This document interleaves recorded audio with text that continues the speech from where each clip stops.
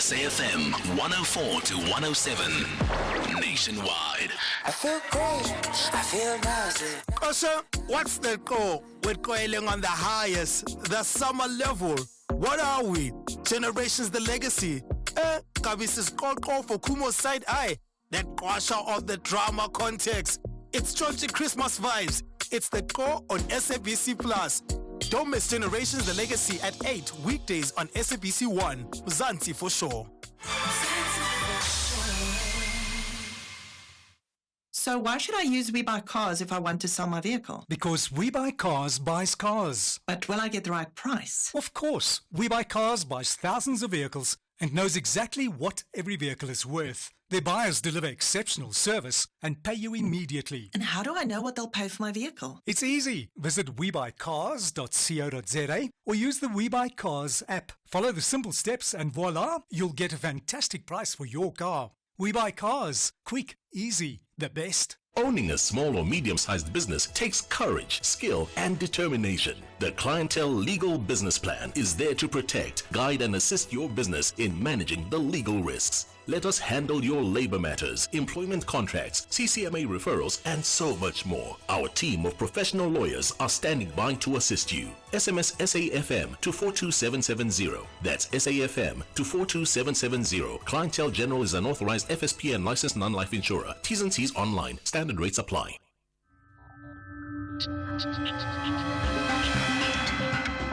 The National Pulse with Ashraf Garda on SAFM.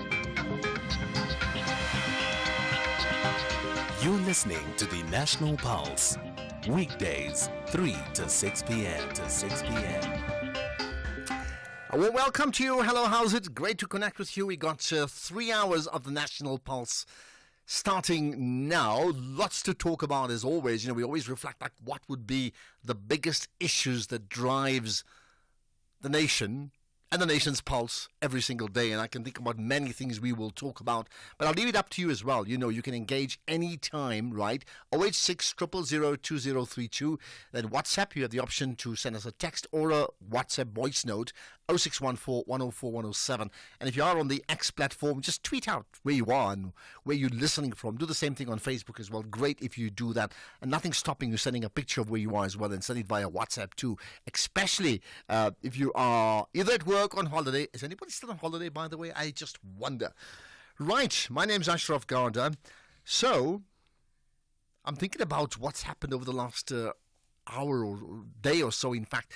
And I can tell you now that issue of the WHO and the US pullout of the WHO, for whatever reason, good or bad, definitely may well have a global impact, because they obviously fund them as well to a large degree. And I can think about many people in that space very, very worried about, one, their jobs, and number two, how it may impact in terms of the rollout of the WHO. Some may say, well, they deserve it, around the issues of vaccines and things, maybe an issue that may come up later on. But fine, let's get to the biggest issues. We'll chat in a few minutes' time about what's happened in Burkina Faso, which is really interesting. They've got a leader who's been making changes every single day. And amongst the changes has been the end of colonial-era wigs to be used by judges, in court. So that comes up later on.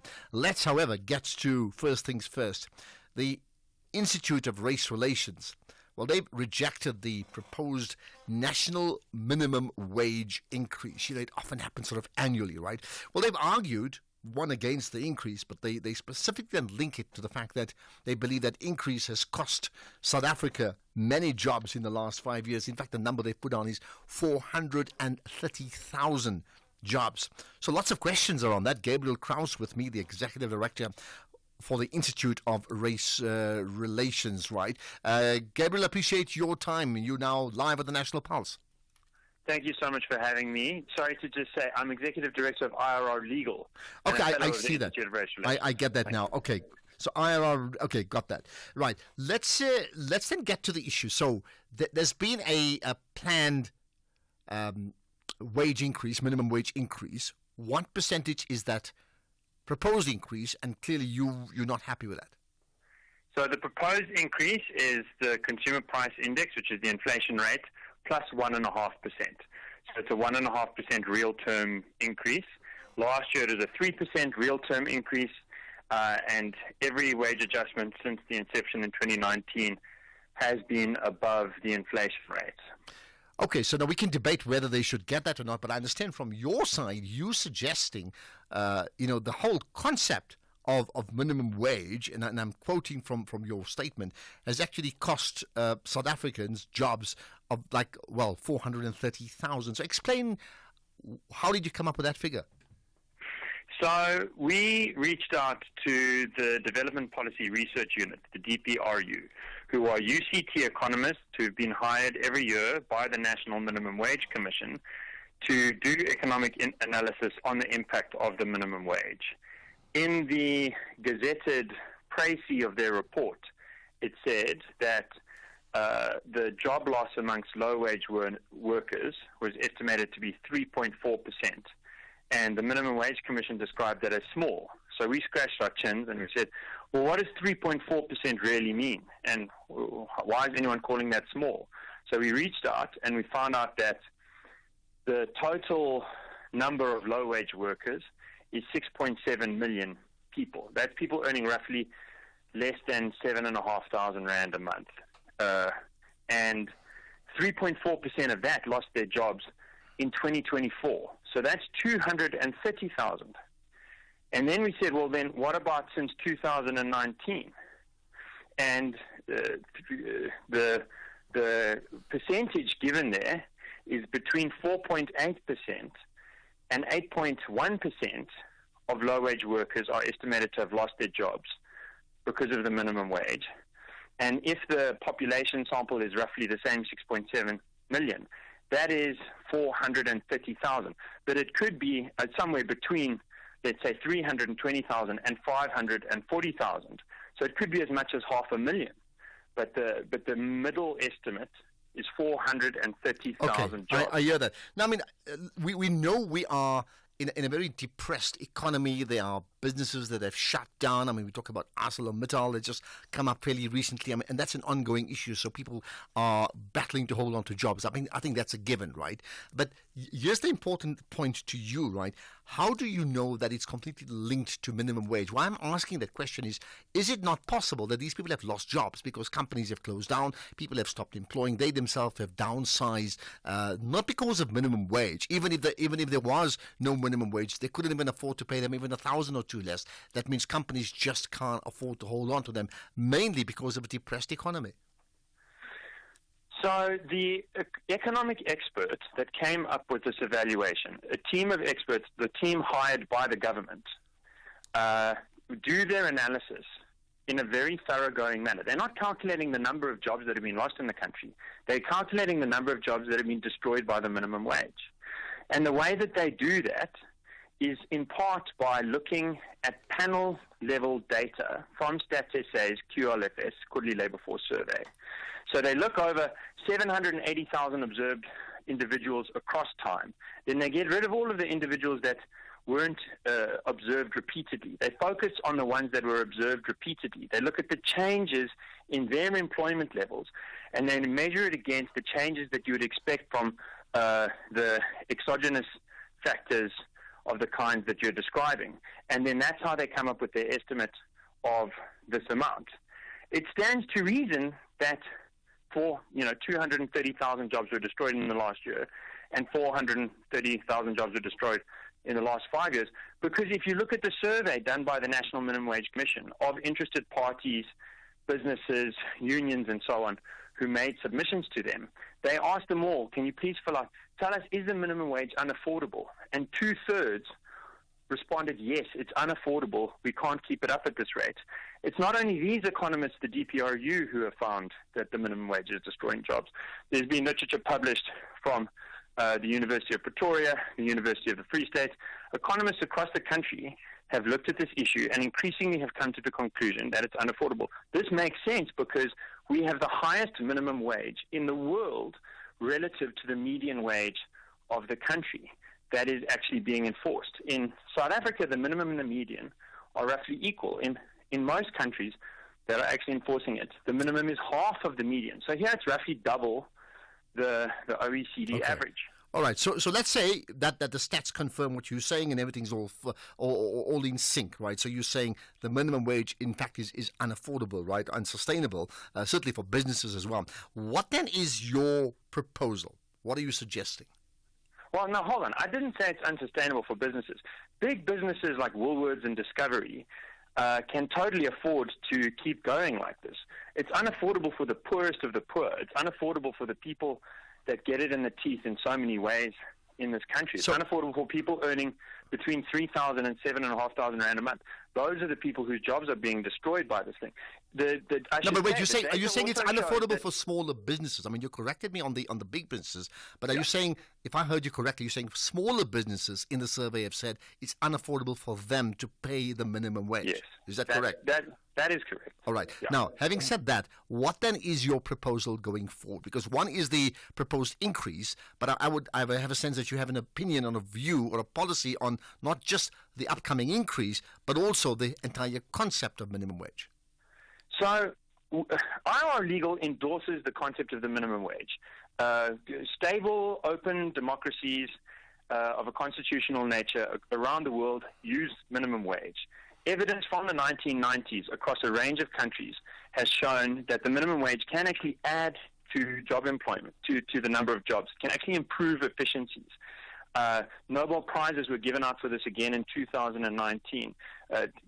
Card, Kruger, there's very world-famous economists who've worked on this.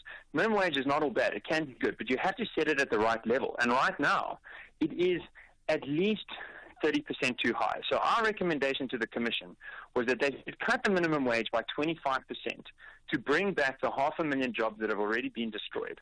Those jobs, we estimate it's going to take more than 1 year for them to come back. Once they've come back in 2 years, then the Minimum Wage Commission must go back to the drawing board and reevaluate the situation. If you cut it by 25% and then you hold it, with inflation ticking up a little bit along the way, that might bring us to the point where we have a minimum wage that is real. But at the moment, it's not real. And I want to say just one other thing about how unreal it is. The DPRU, these economists, they estimate that more than 5 million South Africans are working below the minimum wage. And the DPRU pointed out, that means this thing isn't actually a minimum wage. In proper countries where it works, the minimum wage is the minimum. It's illegal to earn less, so people don't earn less. In this country, it's a wish list. It's an aspirational policy, and it undermines the rule of law. It keeps those employers and employees in a grey zone. Then if there's a labour dispute, no one's going to come to the CCMA. It's driving informalization. So we recommend cutting it by 25%, waiting a year, then reevaluating. If it's affordable at that level, we think it could do a lot of good. Okay, at this level, it's too high. All right.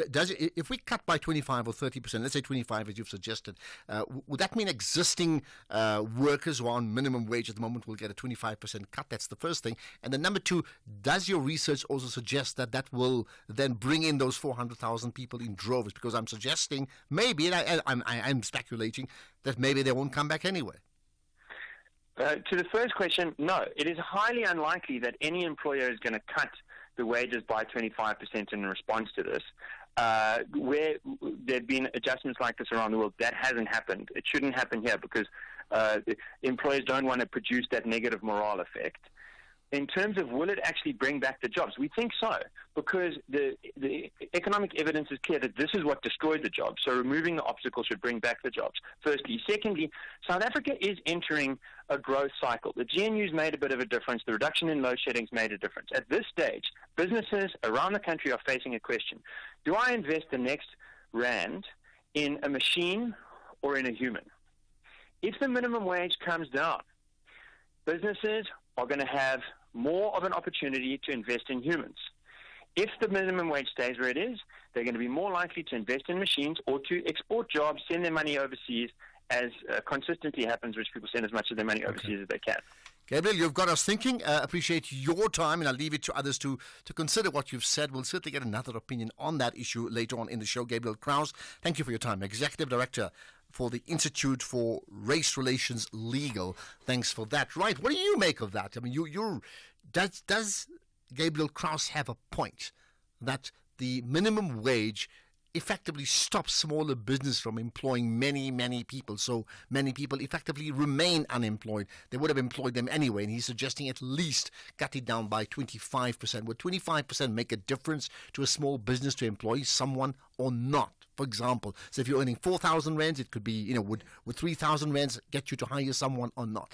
Minimum wage, the case for it, the case against it. Let's hear what you have to say. My name's Ashraf Garda, and you are very, very connected to the National Pulse. Welcome to the SABC TV License Loyalty Program, where your payment isn't just about paying fees. It's about joining a vibrant community of connected viewers. Ready for the journey? Here's your roadmap. Sign up at sabctvlicenserewards.co.za and unlock an instant reward. You'll get an SMS to confirm your registration. Make a 50% or 100% payment to your account for a payment confirmation SMS and a promotional code. Explore our partners' product catalogs for an array of offerings. Receive an SMS voucher for your favorite outlet as the icing on the cake. Don't wait.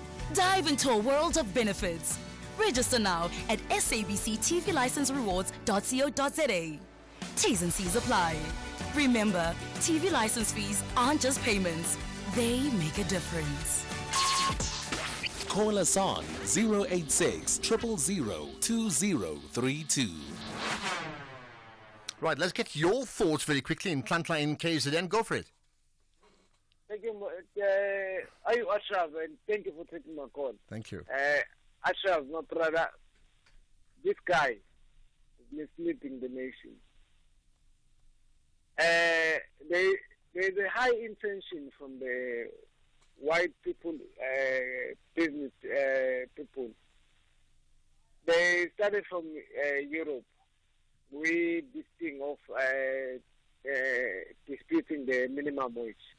And now they're coming here. They are disputing the issue of minimum wage. While South Africa has got a high inequality. We've got people who are earning so much money, while there's people who are earning nothing. But I hear what you're saying, right? But now, if they've got so much inequality, which we actually do have, isn't there a case for getting more people employed to at least get into the work structure rather than remain outside? Because linked to the issue of minimum wage, we've got at least 30-40% of people unemployed in this country. Ashraf, in this country, when we speak of inequality, we also get to speak of addressing the issue of wage gap. Wage gap. There's so much of high wage gap when you go to the private sector or public sector, and this thing is coming to the poorest people, and they just want to pay them peanuts while the food is so expensive. Okay. And the same one, it doesn't make sense. All right.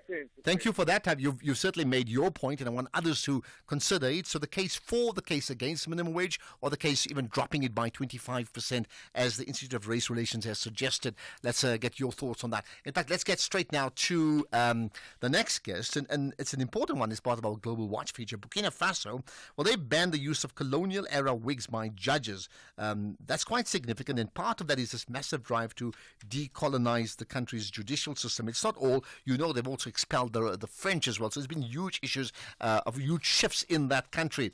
With me is Dr. Ya Ashantiwa Archer Ngidi, visionary founder and director of the Africology Pan-African Cultural Center. Ashantiwa, it's been a long, long time since we last spoke. Hi. Ashraf, I'm a week to my big birthday, and I said the universe could not have given me a better gift than connecting with my long-lost brother. Thank you so much, Ashraf, and welcome back home, Kumbule Kaya. Yeah, I was waiting for the welcome after, it took 6 months or 8 months for you to do that, but much appreciated. Anyway, let's get to the issue of Burkina Faso. Give us some context. I mean, I would take it this issue of the dropping of the colonial type of wig is one in a series of changes that have taken place in Burkina Faso. Perhaps just set the scene for us here. Yes, Ashraf, it's a victory for anti-colonial, It's a victory against colonialism. That's the one thing when I think about Ibrahim Traore at 35 and his counterparts. It's a victory of African leadership taking their position. It's a victory for the African Renaissance. But Ashraf, you know me and I have to go there. For the people who are listening, I want to remind people why wigs were worn in the first place. Because sometimes we just react to social media.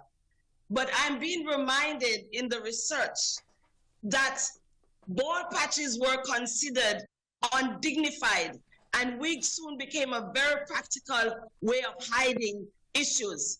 England's King Charles II, the cousin of Louis Vuitton, he was showing symptoms of syphilis.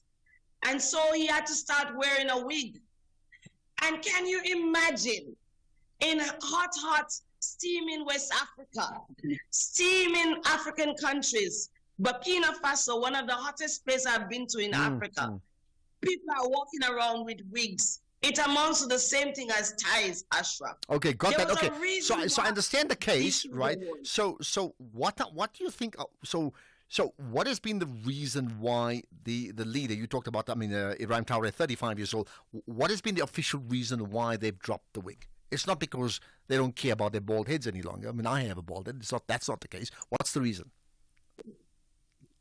It's asserting the decolonization of governmental systems.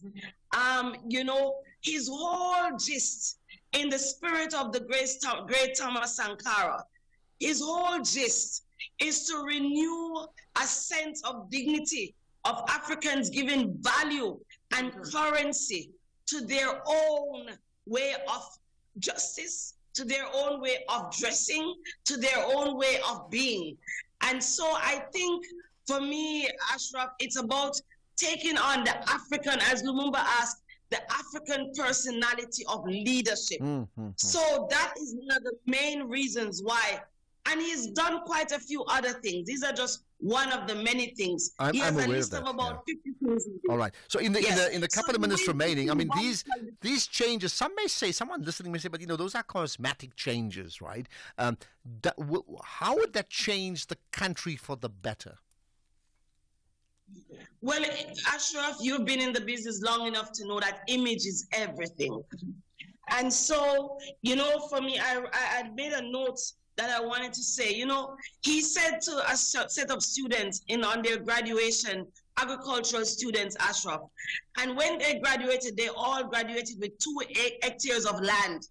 Because what is a graduate farmer? What is a graduate agricultural without land to actually exercise what they have just gone to learn?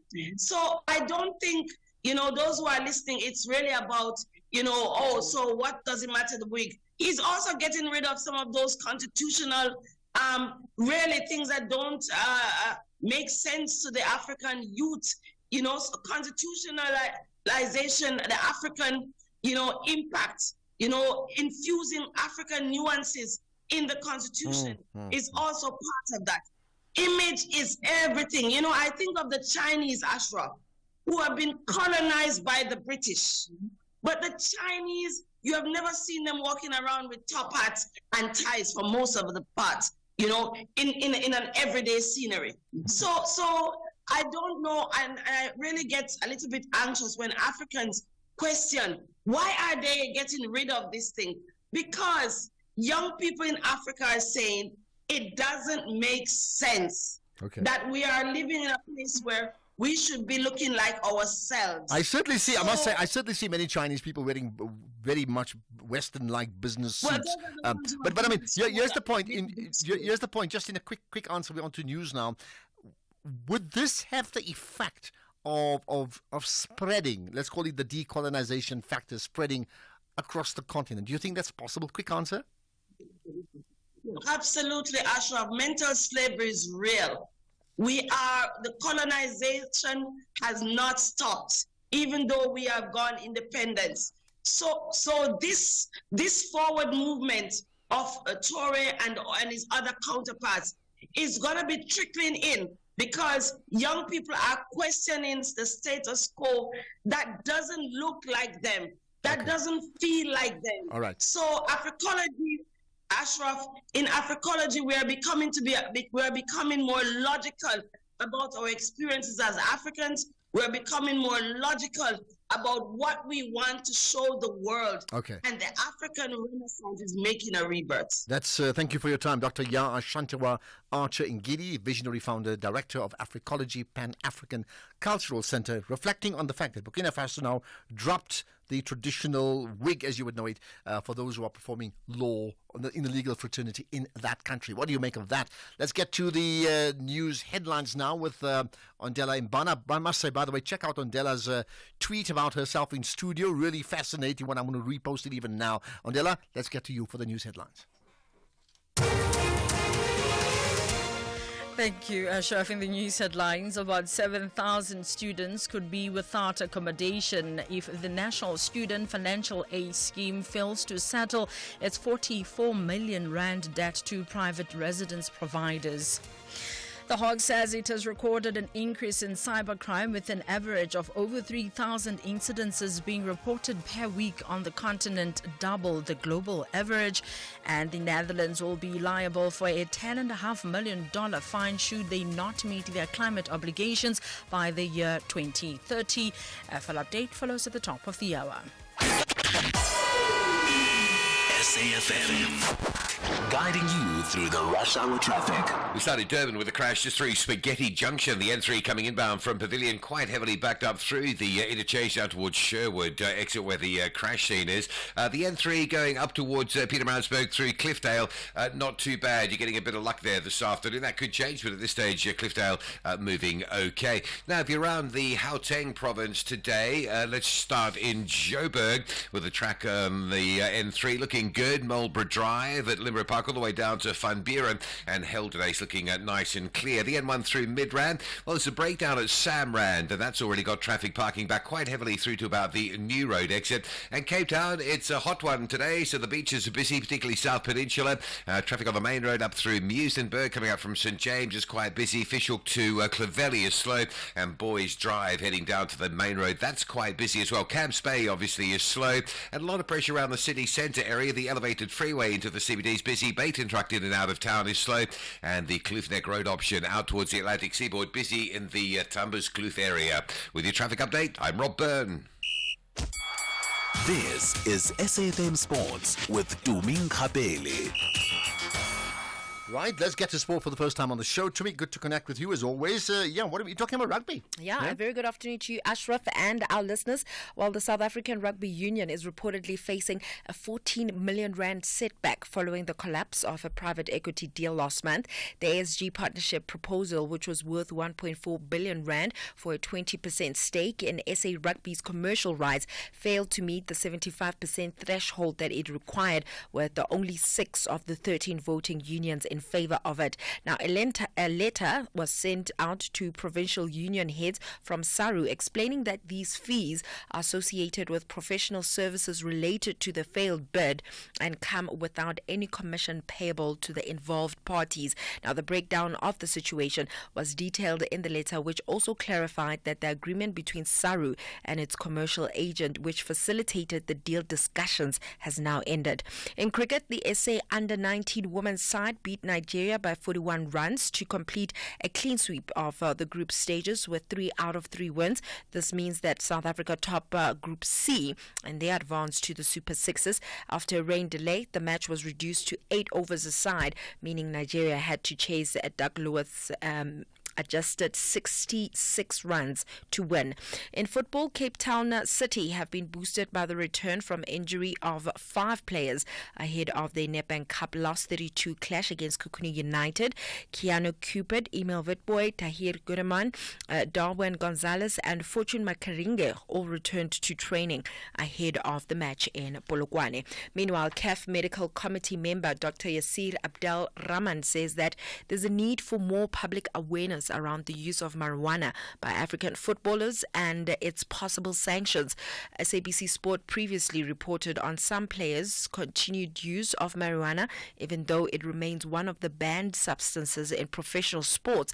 And Raman says that this can destroy many careers if not curbed. Actually, this issue needs a huge campaign, public awareness campaign, because it would destroy the athlete life. It would affect his performance. You see, there is no top athlete in the world will be using marijuana. No gold Olympic medal holder will be using marijuana. So it would affect the athlete's life. It would affect the athlete's career, and it's also bad as a public image. So it should be banned under all aspects. Well, despite the legislation of marijuana in many countries, the drug remains a banned substance and is considered a doping violation in professional sports. And Raman says that even as a recreational drug, sports personalities should stay clear. Actually, this issue needs a huge campaign, public awareness campaign, because it would destroy the athlete life. It would affect his performance. You see, there is no top athlete in the world will be using marijuana. No gold Olympic medal holder will be using marijuana. So it would affect the athlete's life. It would affect the athlete's career, and it's also bad as a public image. So it should be banned under all aspects. Well, moving on to tennis, Madison Keys fought back from a set down to reach the semi-finals of the Australian Open today, beating Ukraine's Elina Svitolina 3-6, 6-3 and 6-4. The 19th seed moved into the last four at Melbourne Park for the third time, 10 years after her first, where she will meet Iga Swiatek for a place in the final. Swiatek claimed a 6-1, 6-2 win over Emma Navarro. The 23-year-old is yet to drop a set and has given up only 14 games so far in her 5 matches, 7 of those in her first round clash against Katerina Siniakova. On that note, it is a wrap from my side for now. I want to say something very quickly. So that loss that you spoke about in that investment deal, 15 million rand or something, right? Yeah, well, they say that SARU is owing 14 million rand. They need to cough it up as a result of that deal. Okay. So you don't have the facts now, neither do I. But all I can think about, that deal about the rugby team, the Springboks, would that come into play now when they're a bit more desperate than they were a month ago? Think about that. We can talk about it later. You see, it's called the domino effect. SAFM 104 to 107 nationwide. Outsurance are experts in what they do. They get to understand what type of business are you doing so that they can insure you properly.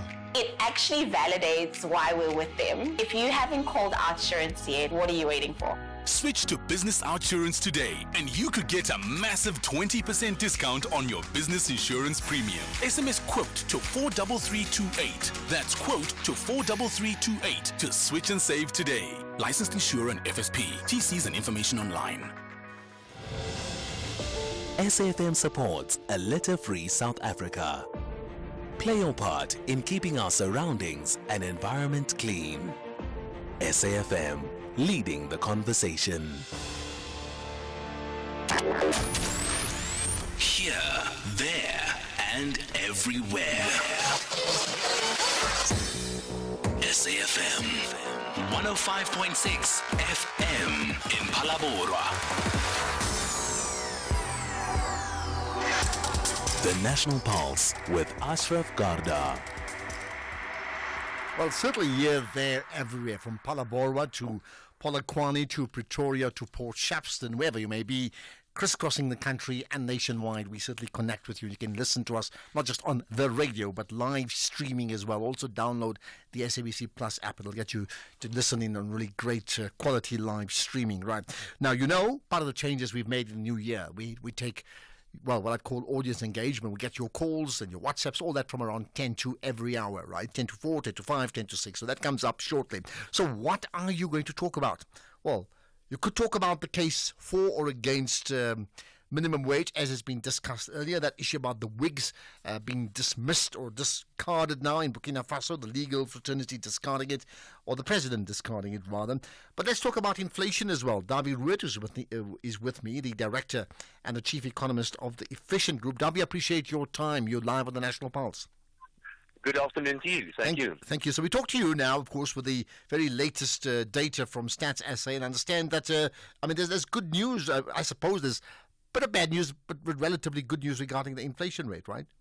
Yeah, certainly. Inflation is a little bit higher than the previous month, but it's not bad. I think inflation a little bit up. It's actually within the band right now, between the 3 and 6% band that the Reserve Bank is targeting. In fact, I expected inflation to be a little bit higher, so it's actually a bit of a good news. Previously, inflation was below 3%, and many economists and many analysts called for the Reserve Bank to cut interest rates more aggressively. But I think the Reserve Bank's decision was the right one to cut interest rates gradually. And now the question, of course, is what's going to happen to inflation over the next couple of months and what the Reserve Bank is going to do. Well, so let's stay with the facts first. So it's just above the 3%, which is the lowest in terms of that band of 3 to 6%, which is what is normally considered ideal, isn't it? So in terms of the interest rate decision that comes up soon, how important is that, and where is that likely to go? The interest rate decision. Yeah, I still think. Remember, this is history. The inflation rate is history, and the Reserve Bank is much more concerned about future inflation. Yeah. And one way of determining what's going to happen to future inflation, of course, there are a lot of calculations that you can do. You can look at the current exchange rate of the currency. You can look at the oil price. You can make an informed guess about things like, for example, levies by Donald Trump and stuff like that. And you can try to factor all of that into some sort of formula, and then you can try to calculate what you think is going to be inflation in future. But there's something else that's very important, and that is simply inflation expectations. And what has been happening recently is that inflation expectations, which is still relatively high, is gradually coming down the last couple of months, and that's exactly what the Reserve Bank wants. The Reserve Bank wants us to think and believe that inflation is going to be lower and inflation is going to be within the band. In fact, the Reserve Bank is actually targeting 4.5%. And it's not at 4.5%. Still, the inflation expectations is still around about 5%, but still, inflation expectations are gradually coming lower, and that is actually the good news. And I think based on inflation expectations, and also based on the fact that inflation is relatively low, I think there's a very good chance that the Reserve Bank will cut interest rates now again. Carry on. Go ahead. What I wanted to say, and this is very important, the Reserve Bank, of course, and they're not going to say this. They're not going to tell us they keep an eye on what's happening in the United States, but they actually are. And what happens in the United States is crucially important for South Africa's interest rate decisions as well. Certain policies, like, for example, levies, that Donald Trump is going to, he's threatening to impose certain levies in the United States. That is likely to push up American inflation, and that is likely to prevent the Federal Reserve in the United States from cutting interest rates as aggressively as we previously thought. And because of that, and because we are all part of the same financial system globally, that will prevent the South African Reserve Bank from also cutting interest rates by too much. But having said that, I still believe that there is at least another 50 bips of 50 basis points reduction space for the Reserve Bank this year to cut rates. Okay, now regarding interest rates, I think if you've got deposits and the interest rates are low, then of course you're disappointed because you then you're being delivered less quality for your investment. And that's the case. But if you have a home loan, like the majority of people in the country may well have, they're just too happy when the interest rates go down because it means they're paying less per month. I get that. But is there ever a situation where when inflation is too low, it's also problematic? Yeah, without a doubt. When inflation goes below zero, we call it deflation, that is also quite problematic. So currently in South Africa, we could target inflation to be between 3 and 6%. Actually, the Reserve Bank, like I said, is targeting 4.5%. Many countries in the world are actually targeting 2%. That's the inflation target. And there are some arguments why a little bit of inflation is not a bad thing, but below zero can be quite a bad thing. A disinflation or inflation below 0% also has got many issues. Like, for example, if inflation is below zero, then your outstanding debt at the bank actually increases in value. So you actually owe more to the bank in real terms.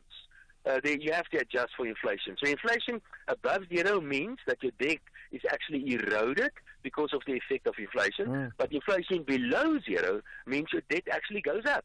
in real terms. So the best, I guess, theoretical level for inflation is 0. But because it's so extremely difficult, it's like a moving target.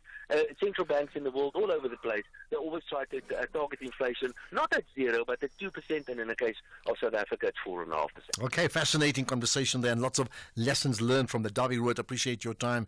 Dawie is the Director and Chief Economist of the Efficient Group. So there you are, inflation going up slightly in December, but not significantly high, and it's very much within the controls. We're all hoping for interest rate cuts, certainly from a South African domestic point of view, but as Dawie Rood said, be aware of how the Reserve Bank is aware of what happens around the world, and that point about Donald Trump threatening the issues of tariff increases across the world and lack of support or less support for other countries around the world in terms of the US, that could have an effect on all of us. So best we realize this, like them or not. When the Americans sneeze, we do catch a cold in some way or the other. Okay, let's get to your thoughts. So I have a sense of many of the issues you want to talk about. Let's hear what you have to say. Across South Africa, online and on radio. SAFM, let's talk. Hi, good afternoon, Ashraf and your team. This is Flores from the beautiful Western Cape. Ashraf, this brazen escape from Tiger the Zama. I have 3 scenarios. Either he's lying somewhere dead, or he has been let go by the aid of people high up who don't want him to spill the beans, or he's been kept in a house of safety so that he can testify against these bigwigs. Those policemen were just following instructions. But it's sad that so much tax money has been spent, so much human capital. This Stilfontein story was one of the biggest stories to the back end of 2024. And now Tiger has just vanished. Have a good show. Bye-bye. Good afternoon, Ashraf and SFM listeners. Ashraf, the tiger on the loose is not dangerous, or the tiger on the loose is not going to harm anyone. What we want to know is, where is the Zamazamas selling that gold? That's all. Where are the Zamazamas selling that gold? Yes, they are illegally mining that gold. Where is the gold being stocked? Or who is buying that gold? No one is talking about that. Now they are making noise about the tiger on the loose. The tiger on the loose is not dangerous. Thanks, James Johannesburg. Tiger on the loose is not dangerous? Okay, got that. I don't know. In fact, the previous caller said the tiger is dead as far as he's concerned. Well, either way, maybe the more important one that you raised, perhaps we need to do an explainer on exactly the processes around, the Zamazamas and regard the mining that takes place and where do they offload it. Typically, what actually happens. I think we all need to know. Let's get lots of people commenting on the minimum wage issue. Tabang in Polokwane, go for it. Hi, how are you? Yeah, I'm very good indeed. Right, what's your point?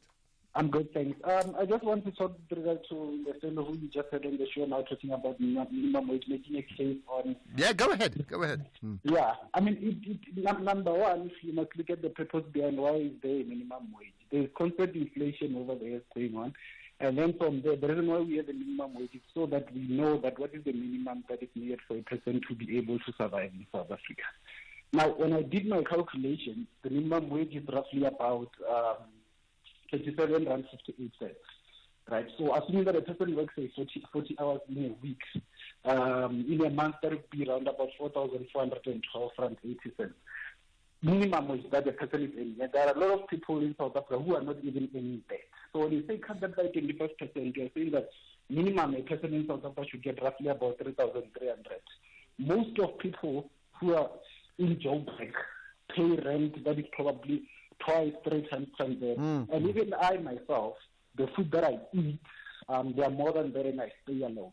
And also the money that I send home, they get my parents, you find that I spend around 4,000 rand, and that is not even enough to sustain them. All right, but I mean, here's my question for you quickly. It's not the debate is not whether it's enough or not. Clearly, even for many people, even 10,000 is not enough. Even 20,000 is not enough. I think the question that was posed, certainly from the conversation I had with from the Institute of Race Relations, is this, that they have a theory based upon their own data that the minimum wage prevents smaller companies from hiring people because the smaller companies can't even afford to pay the 4,000 rand odd, and it may vary from different places, and therefore they don't employ the people. So as a result of that, their claim is that 400,000 plus people who would have had a job at 4,000 rand, let's say a month, don't have jobs now. That's the issue. I mean, it's also important to look at who's funding these researches and whose interest are they doing these researches. Now, I would say that is not completely true because of, yes, the economy is hard, and a lot of people or small business, they might say that it's mainly because of the minimum wage. But I can guarantee it's not that. It's not that at all because of these people, in majority of that, some of them in these companies, in these small companies, they're not even getting that small minimum wage that is prescribed by the government because it's not even being enforced. Okay. All right. I hear you. We actually will get another response. We're certainly trying to track down someone to give a different comment on that in terms of the data that was quoted initially. Tabang, thanks for that. Siyabonga, we'll get to you next. Andile, the CEO of a multinational corporation, is driving home with his daughter. Dad, why is the tooth fairy so stingy? Stingy? Well, she makes sure everyone gets something. Does every electrical company get something? Yes, they're covered by Old Mutual Corporate's employee benefits. Even Abdul. Of course, he gets retirement benefits. And Sisampo on that big machine. She gets group risk cover if that big machine hurts her. Wow, that's amazing, Dad. Visit oldmutual.co.za/employee benefits and go from questions to solutions for your employees with Old Mutual Corporate. Old Mutual Life Assurance Company SA Limited is a licensed FSP and life insurer. T's and C's apply. The National Pulse with Ashraf Garda. Weekdays, 3 to 6 p.m. Well, what's moving the National Pulse is a question I asked, but let's get your sense of, let me feel what your pulse tells you. Siyabonga, go for it. How are you doing, Ashraf? I'm very good indeed. Thank you. Go ahead. I'm good myself. I just want to say something. I'm also known as Keben. Just thought that's funny. My nickname, anyway. All right. Yeah, Ashraf, I just want to talk about the illegal immigrants. Right. Yeah, we have no problem with our brothers and sisters coming here, presumably for opportunities, things like that. But you know the amount of people which are illegal, which come into this country. I think that's, to me, it feels like the mentality of the class, which they try to, others they try to succeed, but the others are tracking them down. I mean, the amount of illegal immigrants which are coming in South Africa, I mean, it will be really impossible for us to succeed as a country if, like, our brothers, they come. And remember, Charles, some of our brothers and sisters which are not accounted for, they do a lot of crime here in South Africa. Mm-hmm. I mean, there are a lot of things. I'm staying in the church state. I can tell you as it now, for now, I know where they are. I don't want to mention which nationality of them. I know what they are doing. They are selling drugs, and they are there. And I feel the police have been around their petrol. Okay. I mean, look, there's a lot of considerations about police, about everything, not just foreign nationals, even South African citizens. But I mean, I hear what you're saying, Siyabonga. Thanks. The bottom line, you're saying that you're okay with foreign nationals in the country, as I think many should be. I think it adds to the diversity, but you're just concerned about the sheer numbers.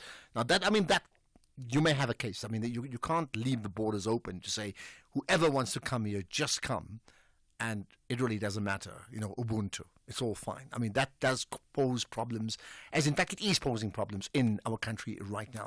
Okay, let's get further thoughts from you. Good evening, Ashraf. I'm absolutely appalled by the person that's just spoken with. A minimum of 3,500. It's a small change. That shouldn't even be a minimum amount of a salary, because that person surely knows that the workers that come to work, they need to take taxes. Sometimes they need to two or three taxes. How much is left in that 3,500? But they still keep talking about that my amount is too big. Come on. Capitalists are just greedy. Thank you. It's VK from Durban. Hi, Ashraf. The issue is if the minimum wage is cut by the 25% that is being talked about, will people be able to survive from that? Because the prices of basic goods and services, rents, transport are still going up. So cutting them, it just makes the companies sustainable, but it does not make the people that are earning those salaries sustain their lives. Good afternoon, Tate Ashraf Gada, your team and SAFM listeners. Mr. Gada, I'm not a prophet, right? But some of Donald Trump's policies are really, really, really going to burn America down, trust me.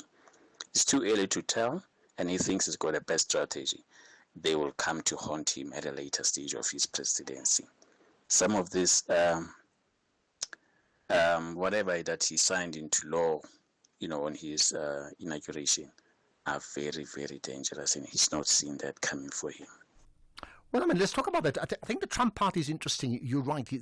The sheer confidence and the audacity, on the one hand, is great, but the sheer confidence and the audacity can be very negative when you really think that you must run the world on your own. I mean, I think that example of Panama is a classic example. Up front, in front of the whole world, like saying, we made a mistake, we should have never given them this, we even built the whole Panama Canal for them. You know what? We're taking it back. And that's not all. I mean, there's a whole series of other things that was said. So you're right, sometimes you can overextend your reach, and that's a problem. The issue of the minimum wage that we had, the person appalled, 3,500 rands, another one, will they survive? It's an interesting point, and I'm certainly not speaking for the guest we had. But I think, to be fair, the argument, he's not saying that they should get 3,500. He's actually saying they should get more. But at this point in time, he's saying the companies can't afford it, the smaller companies, not the bigger ones. And at this point in time, if the minimum wage is driving people to unemployment, then forget the 3,500 or 4,000, they'll get nothing. Now, the question is, if you're asking how will they survive, how then do... And here's a question to all of us, actually. How does a person who's unemployed survive? Forget the minimum wage. How does an unemployed person survive? Good afternoon, Ashraf and the listeners. Just one example I know about regarding minimum wage. There was a farm stall that was employing 15 people and also giving them some produce. When all the regulations came in, they fired 10 of them and kept five people. I've often wondered what happened to the other 10. What we need to do is improve the economy so that there are more jobs and fewer people, not the other way around. Thank you. Claire from Near George. More jobs, fewer people. Call us on 086 000 2032. Well, more jobs, fewer people. It's complex. Some may say it's not complex. Just give them the minimum wage and give them higher. But I think that there's a real case for us to understand. As someone said, so okay, no minimum wage, but then what about, is the social grant enough if you're unemployed? It clearly is not. Here's some further comments, right? Hi, Ashraf, your guest from the racist IRR, an extension of the racist DA, is talking crap. South African economy has been shedding jobs long before the basic wage came into effect. The racist IRR and their partner in crime, the DA, are two sides of the same coin. Anything that my government is doing for the black people, and Africans in particular, to level the playing fields, they will always reject. Why is your guest not coming out and saying the salaries of the CEO are way too high and should be dropped to accommodate the basic income grant or even increase it? But no, he will never say that because 70% of the company CEOs are still his brothers and the beneficiaries of apartheid. From Monde in Klebecha. Well, Monde, you're making a lot of comments, lots of things to consider there. I won't go through all of that. But I think let's just stay with the fundamental point. His job is not to speak about the CEOs. At this point in time, if we are as concerned as because even I asked the question, how do we know for sure that it's all linked to minimum wage? And I tend to dispute that, okay? That means I'm agreeing with you that there are other issues. But then should our anger then not be at government, whoever government is, to say this shedding of the economy has ensured at least 35%, maybe 45% of people in this country are unemployed. So if we are angry about minimum wage, should we be angry about how did we get ourselves into a situation of no hope, hopelessness for many young South Africans? Forget minimum wage, they don't get anything. Zilch, nothing, unemployed completely. And what impact does that have on them? Right, let's get to the news now. It's 4 o'clock. Here's Ondela.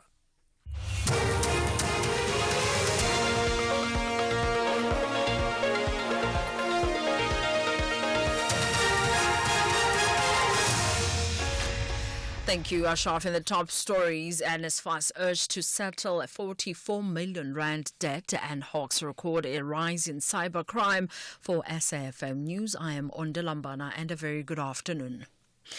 About 7,000 students could be without accommodation if the National Student Financial Aid Scheme fails to settle its 44 million rand debt to private residence providers. The Private Student Housing Association says its members are not backing down and will not permit students to return until the debt is paid in 14 days. The association's CEO, Kagisho Mamabulu, elaborates. We committed to accommodate those students, but I'm afraid that we can't do it in 2025 because NSFAS is unable to pay for early lodging, and on top of that, NSFAS has not given us a rate of how much they are going to pay for students' accommodation in 2025. So we are not able to plan. If we knew that rate, at least we could take students early. The Department of Higher Education and Training says it's ready to start the 2025 academic year. The department today kicked off their two-day stakeholder engagement meeting on the state of readiness for post-school education and training. Public universities across the country have received more than 4.7 million applications, with only 206,324 available spaces. The department's Director General, Nkosinathi Sishi, elaborates. Overall, we feel that we've declared the readiness of the system to commence this year as smooth as it can be. But we've also acknowledged that there are challenges that are still there, that still needs to be looked into. And they are specific. They are in the area of student accommodation, but most importantly, the fact that there is a demand for an expanded access because of the numbers that have exited the basic education this year. The Portfolio Committee on Home Affairs says despite financial constraints, the Border Management Authority is making progress in tackling challenges at some of the country's ports of entry. Committee Chairperson Mosa Chabane says the BMA also played a crucial role at the Lebombo border post during the impasse in Mozambique following the election result dispute.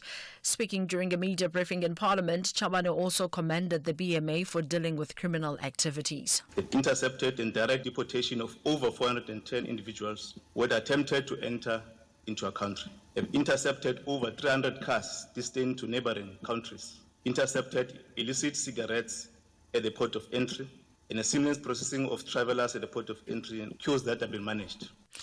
The Hawks says it has recorded an increase in cybercrime with an average of over 3,000 incidences being reported per week on the continent, double the global average. The Hawks, alongside SAPS and Interpol, held a conference to discuss strategies to tackle the scourge in Pretoria today. National head of the Hawks, Godfrey Lebeya, says it's worrying that criminals have found new ways to deceive their victims. In Africa, more than 3,000 per week of cyber attacks are happening, and you can imagine that part of those are actually happening in South Africa. So we are worried about that, but as we have indicated, is the new way of committing this type of offenses. Some of them, the amount that involved is not much, but each crime that is being committed is worrying us. The Netherlands will be liable for a $10.5 million fine should they not meet their climate obligations by the year 2030. This after a court in the country ordered the government to increase measures to cut nitrogen emissions in a landmark case brought by the environmental group Greenpeace.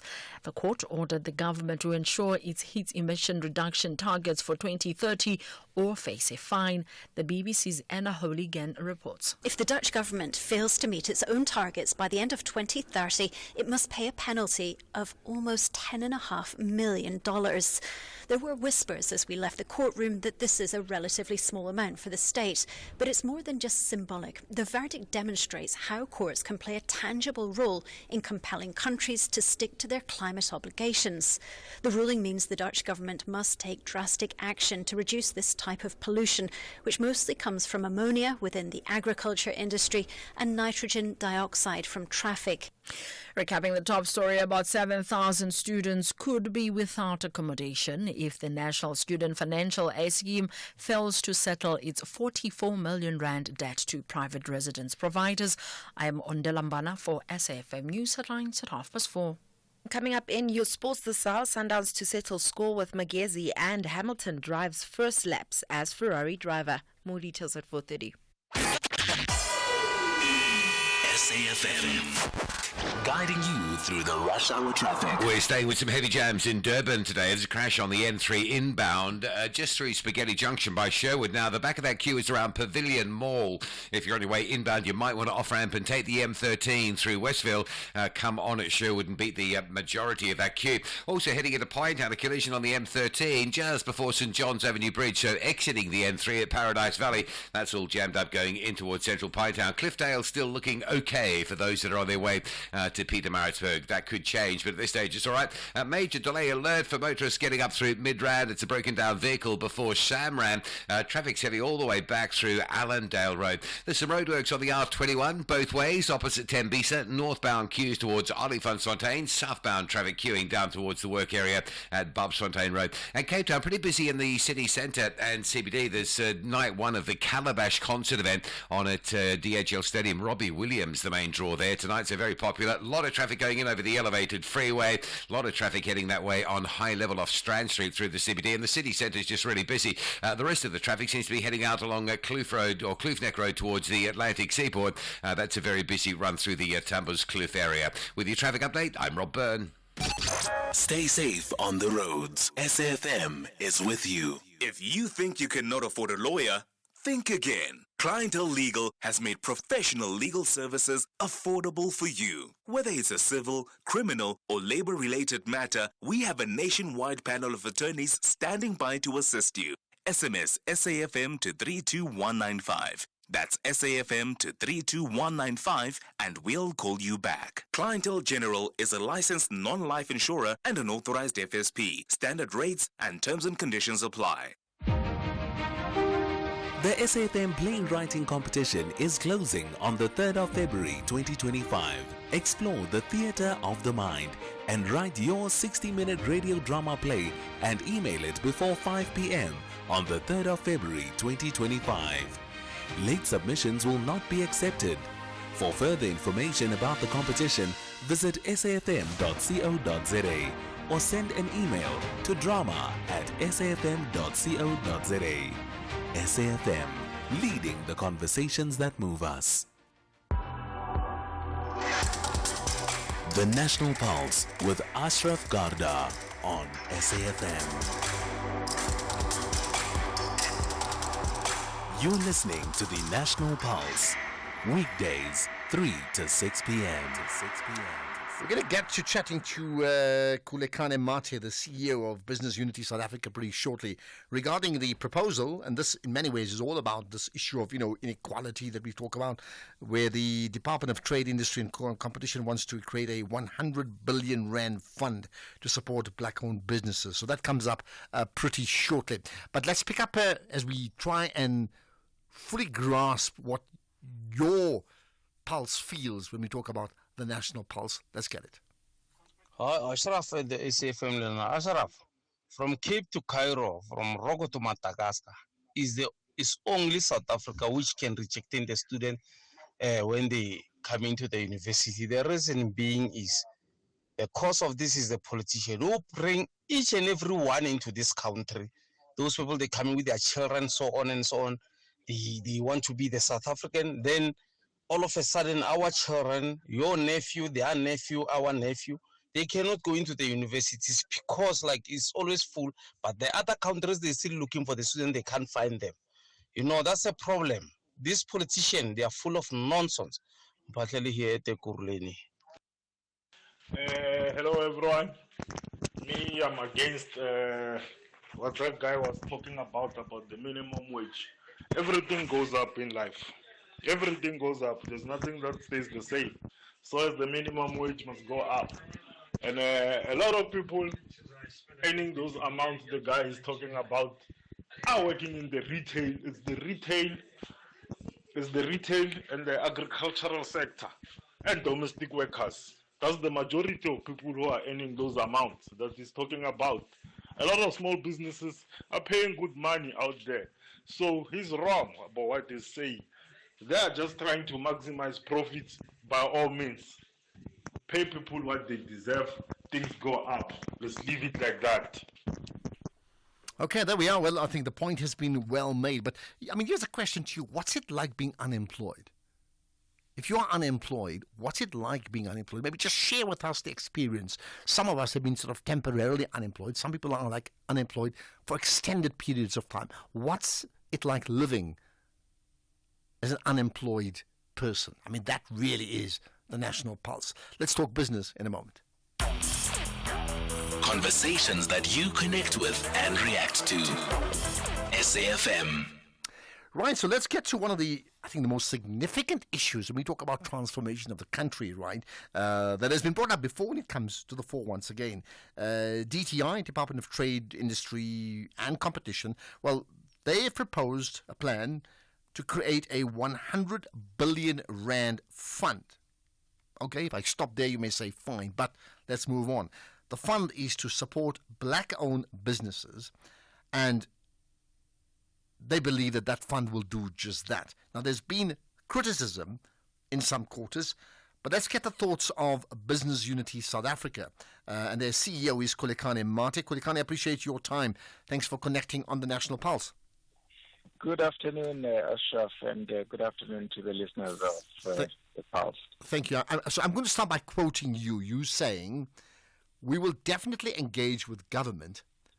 It is something we think won't work, and we won't let it go through without a challenge. Explain. So, firstly, Ashraf, the way in which we make policy in this country is that the critical stakeholders to the policy that is being proposed must be consulted. This is not just something that Khulekani wishes for, or Busa for that matter, but it is legislated. Our constitution enjoins governments to do that.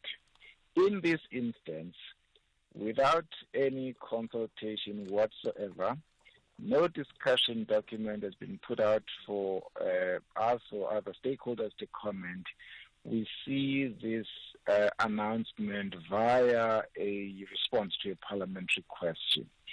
It is definitely going against the established principle of policy making in this country. And this is why we would like to engage, we would like government to really put out a detailed document setting out what it entails to do, and then we will engage with that.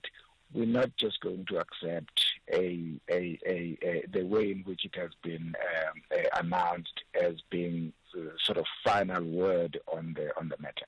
Okay, so I mean, this first came to the fore with Minister Parks Tau, I understand, right? Now, are you saying that you won't, you're not going to let this go through without a fight of sorts? Is that because you're unhappy with the procedure, as you've just explained, or are you then unhappy with the entire concept of a 100 billion rand fund to support black-owned businesses? Which one is it? For now, Ashraf, we confine ourselves to the procedure and the process that was followed. it would be unwise of us to comment on the substance of the announcement because there's very, very scanty detail, and so we would be basically shooting in the dark if we tried to comment on the substance of the proposal. So it is the process that we say will definitely challenge it and insist on government engaging with us. Once we have details, we will engage with that detail. We may agree with some aspects of it or disagree, but for now we're confining ourselves to the process. All right. Let's then, thanks for clearing that up. Let's then move on to the broader issue. So we had apartheid, 1994, we had a democracy that set in, and then various concepts were implemented in terms of leveling the playing fields. There's very, very uneven playing fields from, things like affirmative action, and from a business point of view, the issues like black economic empowerment, right? So, do you not see this as another form of black economic empowerment? And if that's the case, then why are we having this when we've had black economic empowerment already? What we think would be useful is the fact that we have had now for over 20 years the Black Economic Empowerment Act on our books as a piece of legislation. For a little less than that, we've had the Code of Good Practice for BEE. So at least more than 15 years we've been implementing different, black economic empowerment. We should take stock. We should ask ourselves through a proper and thorough review process what has worked, what hasn't worked, and look at what needs to be tweaked, but through a thorough and evidence-based process.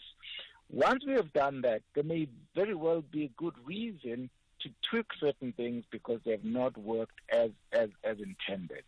But what we are seeing, based on that announcement, is no assessment whatsoever, but an announcement being made or a proposal being made. That is not a way to fix a policy that's been on our books for several years. We've got to review and then make changes on the basis of very sound evidence. Okay, that's a good point. Now, let's get to the issue of, just the broader issue then of black empowerment, black economic empowerment, right, as a transformation tool.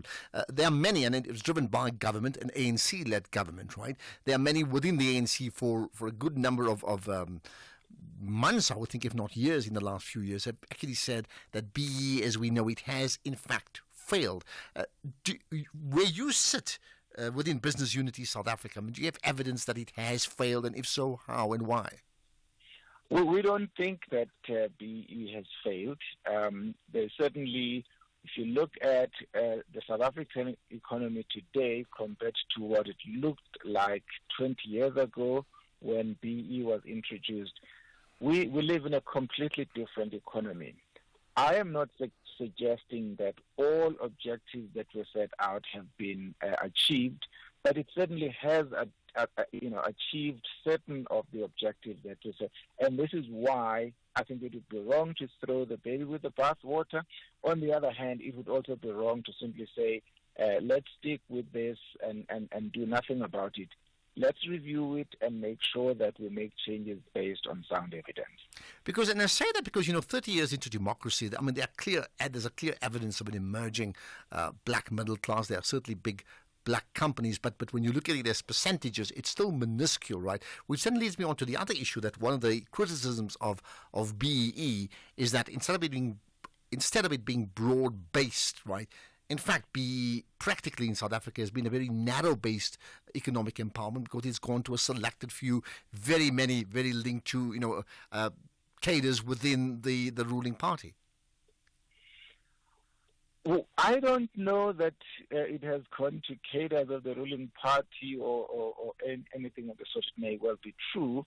But the point I'm making, and certainly the view that we hold in business, is that there certainly has been some transformation that's taken place. We can build on it, but we cannot and shouldn't just rubbish the whole thing. We certainly haven't reached the level at which we can say the South African economy truly and fully reflects the population dynamics, etc. So clearly we need to aim for more, but that aim for more must be guided by sound evidence.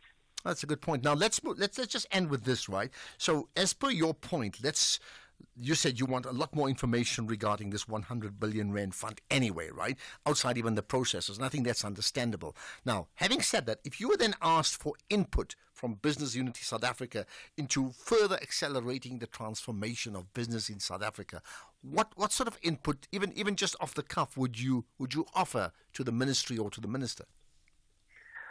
So, I mean, in the first instance, Ashraf, there are parts of the system that have worked particularly well, and there are those where there have been some difficulties. Let me pick a couple. Firstly, you have an element of BE that talks about skills development, and lots of monies are collected from companies through the skills development levies to fund skills development. We have to ask ourselves, why would we still have the shortages of skills in certain areas if the scheme, is working well? We need to look at ways in which we can enhance the skills development aspects of our whole transformation system. That's one. Two, there is an element, which tends to be reported on quite regularly in the media when the Black Economic Commission releases its report around employment equity. Again, we need to look at where we are relative to where we were and why it is that we are making limited progress within that, and engage with companies. I think that it is unfortunate and regrettable that we tend to default to a narrative that says, oh, well, the private sector is opposed to transformation and this is why. I mean, that is furthest from the truth, because if that were so, all of what I refer to as the achievements of the past 20 years or so would not have been achieved if the private sector was completely opposed. We must look at, are there any objective factors that are making some elements of our empowerment system not to achieve the results that were intended? Okay, lastly, you've spoken about the achievements, and that's noted. What for you has been the great failing with regard to business transformation or business empowerment in democratic South Africa? I wouldn't necessarily say that there've been great failures, but where I would, as I have said before, is we've not achieved everything that we wanted to. And that begs the question whether the instrument we have in place is suited for the next level of achieving a transformation. That answer would have to come from a thorough analysis. So I don't want to offer some sort of philosophical views about what needs to be done, which are not informed by what exactly I called for, which is evidence-based policy making. Well, whatever you said, you certainly have got us thinking, and you certainly raised the temperature of the national pulse. Khurikane Mathe, CEO of Business Unity South Africa, thank you for joining us here on the National Pulse. The National Pulse with Ashraf Garda, weekdays 3 to 6 p.m. So, in the last, towards the latter part of last year, we spoke to, I think, two different organizations who in different ways were pushing for what they felt that mobile phones, right, smartphones, cell phones, should not be used in schools, and backed up that reasons for some of the reasons that are pretty obvious, like learners can't have that all the time. And I think in the initial conversations, many of them targeted certain schools, some of them private schools, others sort of traditional Model C schools.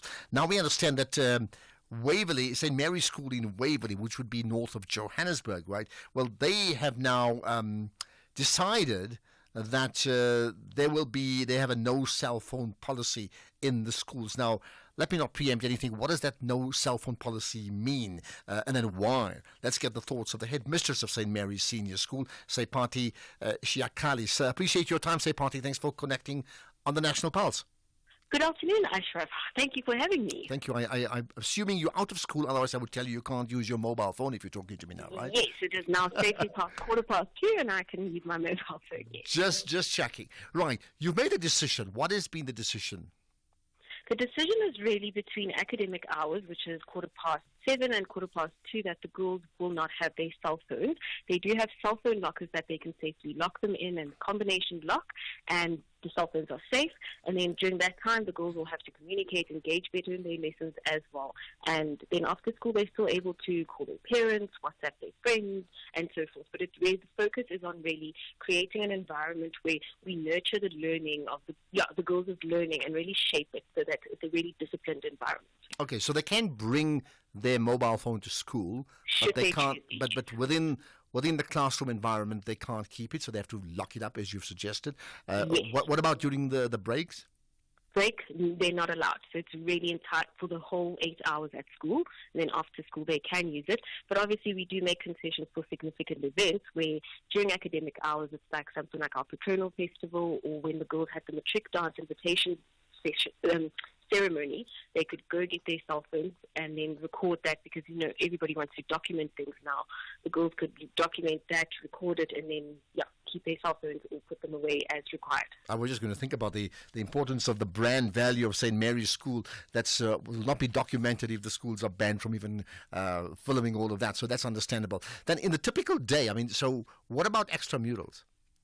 So extramurals with the planning and things, so it's major things like, with lighting in the summer months, we would communicate that through the teachers, or we would also communicate that through the school app.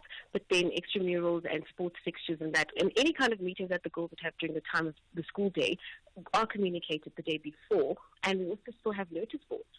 Okay, but that means even at extramurals, for example, no mobile phones, right? They would be allowed mobile phones, but we encourage them not to have them. So we do have a morning program where they do have certain cultural extramurals during the academic hours where they're not allowed them, but after school they will be allowed to use them. Okay.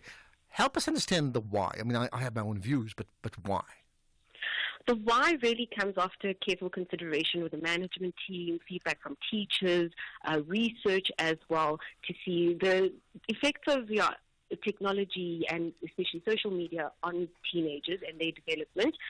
Being a language teacher, I've seen it from comprehension skills and really being able to read for meaning and specific meaning as well, but also the soft skills that the girls lose. They don't engage more. At break time, the girls would normally be hunching over their cell phones or recording TikToks that some do. But now they get to engage, talk to each other, learn to resolve things, and just, learn some really good soft skills. Okay, and you're saying now they get to. So I take it this has been implemented already at the beginning of the school year? Yes, on the first day of school. All right. What has been the response from the learners, from the parents, and maybe just from the broader South African public? So response from the parents when the letter went out with this announcement was very positive. I had a lot of positive feedback from parents saying we're all behind this. Obviously, you have some parents that are just dissenting voices, but it's also about having that relationship with having a face-to-face conversation and getting them to really understand and buy into our new policy. And support from the broader society has been really fantastic. SAFM now is even inquiring about us. But even, the teachers are obviously the most relieved people because they then get full attention of the girls in lessons. Okay. What do the dissenting voices say? So I think the concerns were about how do I get hold of my child if there's an emergency at home, or how does my child tell me that there's an emergency at school. But it's also important for parents to remember that we do have our own crisis management policy and protocols that they need to trust, and we will communicate things rightfully so. But also with emergencies at home, we have a procedure where you call into reception and call the ladies in at reception, or email one of the mentor teachers just to say this has happened, and then we will pull out the children from class and have a proper debriefing session with them, with the pastoral care team and the school psychologist as well, should it be some bad news. Yeah, I would have thought that if they were not allowed to bring the phone to the school at all, that means off premises, then I would understand that concern, because there's a traveling position where many of the learners have to get transported to school, and South Africa is South Africa. We have to accept that reality. But you're saying that's not the issue, right? So they can bring it to school. What about then the issue of the lockers? Again, to ask an obvious question, how safe are the lockers? Yeah, the lockers are, they are in places that there are teachers around there, and I think we're very fortunate enough to have a campus that is quite a very safe campus so they're in a very specific positions that we know that somebody can walk past them, and there are cameras as well in certain areas, but obviously, So, okay, lastly, take us back to, so what was the position last year? So in a typical classroom, the phones were not in the lockers. Where were these phones kept? And when the teacher was delivering a lecture in the classroom, what was going on? Were they on TikTok? I mean, what was happening? Okay, so for the junior classes, which I would say is grade 8 and 9, there was a policy where the girls would have to put their phones as they walked into class into pouches. And then for that whole lesson, they were not on their phones and they could retrieve their phones after the lesson. The senior girls were encouraged, so it went from teacher to teacher, but we also worked on a trust basis that the seniors are responsible for their own learning, so we trusted them not to be on their phones.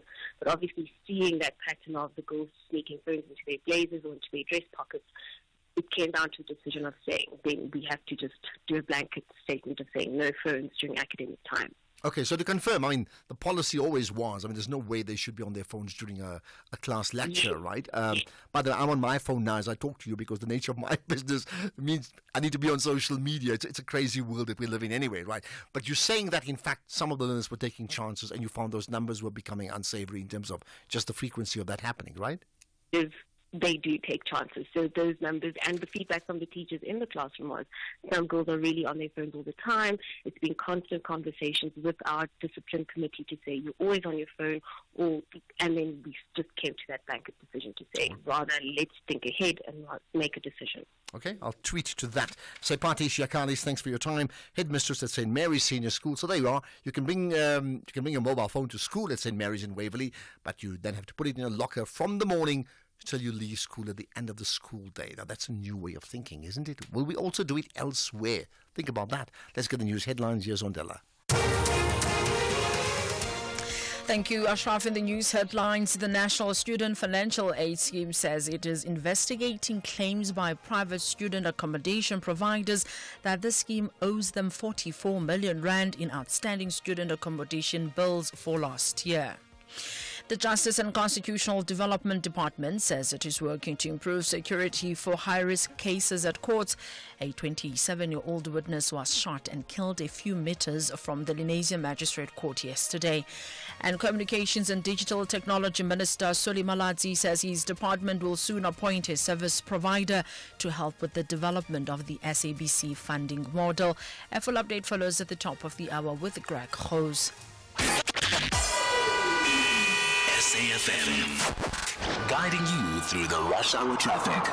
It's a heavy run out through Midrand. Today a broken down vehicle has been there a while around Samrand. It's given traffic enough time to push right back deep through Midrand back towards Buccleuch interchange. It is the long slog, the long haul up through Midrand direction Pretoria. Today heavy traffic in front of Tembisa on the R21 roadworks northbound before Olifantsfontein, southbound around Bupsfontein. It's equally heavy both ways. Durban inbound on the N3 is backlogging heavily. Might want to try to avoid this. A crash near Sherwood, just past Spaghetti Junction. The backlog of traffic's right back to Pavilion Mall. So if you're coming in from Pinetown, consider the M13 through Westville. That's not running too bad. You can come back on at Sherwood and just beat that queue. And Cape Town, a lot of pressure in the city centre and CBD area. Big Calabash event tonight, starring or featuring at least Robbie Williams, amongst others. It kicks off at 6 p.m. this evening, and there's a lot of traffic heading that way. The elevated freeway, inbound routes around the waterfront, just generally through Greenpoint, all very busy.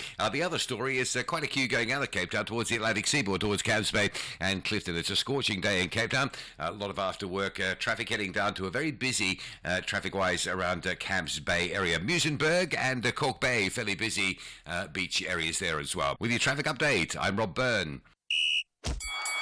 This is SAFM Sports with Tuming Kapele. Right, Tumil, what's your big issue?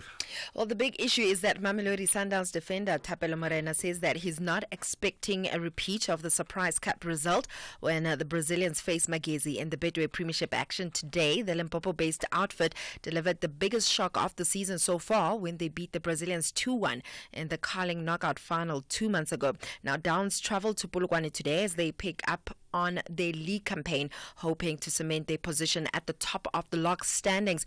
And Morena, who is very aware that Magesi now has a new coach in Owen De Gama, says no two games are ever the same. I think the mentality is going to be the same. The hunger is going to be the same because now It's how it is in PSL. The teams are it's a different team against them, and also for us it's gonna be knowing that Magesi, we played against them in the final, and we didn't have a good result, so we think this week we're gonna take it a notch up. Meanwhile, the match between Royal AM and Orlando Pirates, which was due to be played tomorrow, has been called off. And it's also understood that all other Royal AM fixtures in the League and Nedbank Cup have been suspended until further notice. It's a developing story and will definitely keep you up to date. But it looks like Royal AM's woes are continuing by the day. Just remember, they haven't played a single match this year. Elsewhere, two of Europe's biggest teams are in danger of not making it past the league phase of the Champions League. Manchester City in 24th and Paris Saint-Germain in 26th are staring down that very possibility. Now, the two meet today, and a draw or defeat for either side would see them facing the prospect of needing to play a two-legged play-off match to reach the last 16 if they do not miss out altogether. Remember, teams who finish inside the top 8 qualify automatically for the next round, and those who finish in 9th to 24th, they go into playoffs, and the bottom 12 teams from 25th to 36th will be eliminated with no access to the Europa League.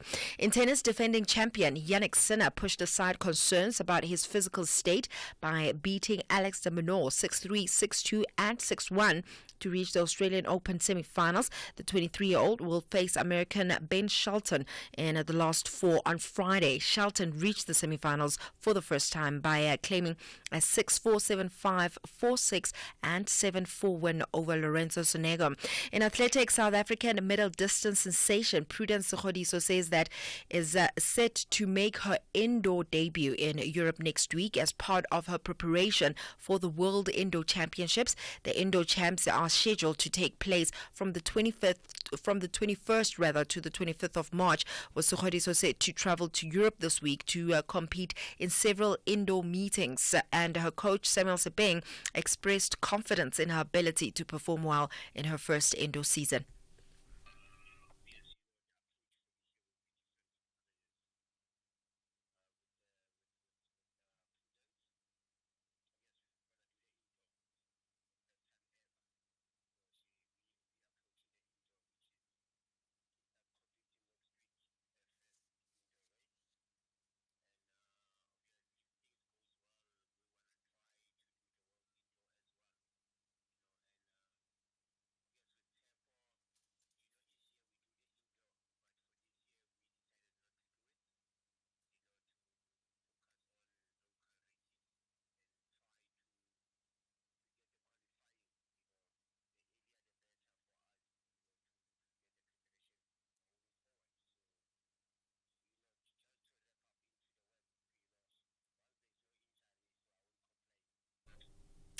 Moving on to motorsport, Lewis Hamilton has had his first experience of a Ferrari Formula One car at the team's Fiorano test track. The 40-year-old 7-time champion tested a 2023 car today as part of his acclimatization work with his new team. Now, his test follows 2 days of work at the Ferrari factory, of which the Fiorano track is a part. And in terms of this test, it will help him learn the way the Ferrari engine operates, and it will also allow him to build trust and working practices with his new race engineer Riccardo Adami and the rest of the team. With that said, it is a wrap from my side. I'll have more in the next hour.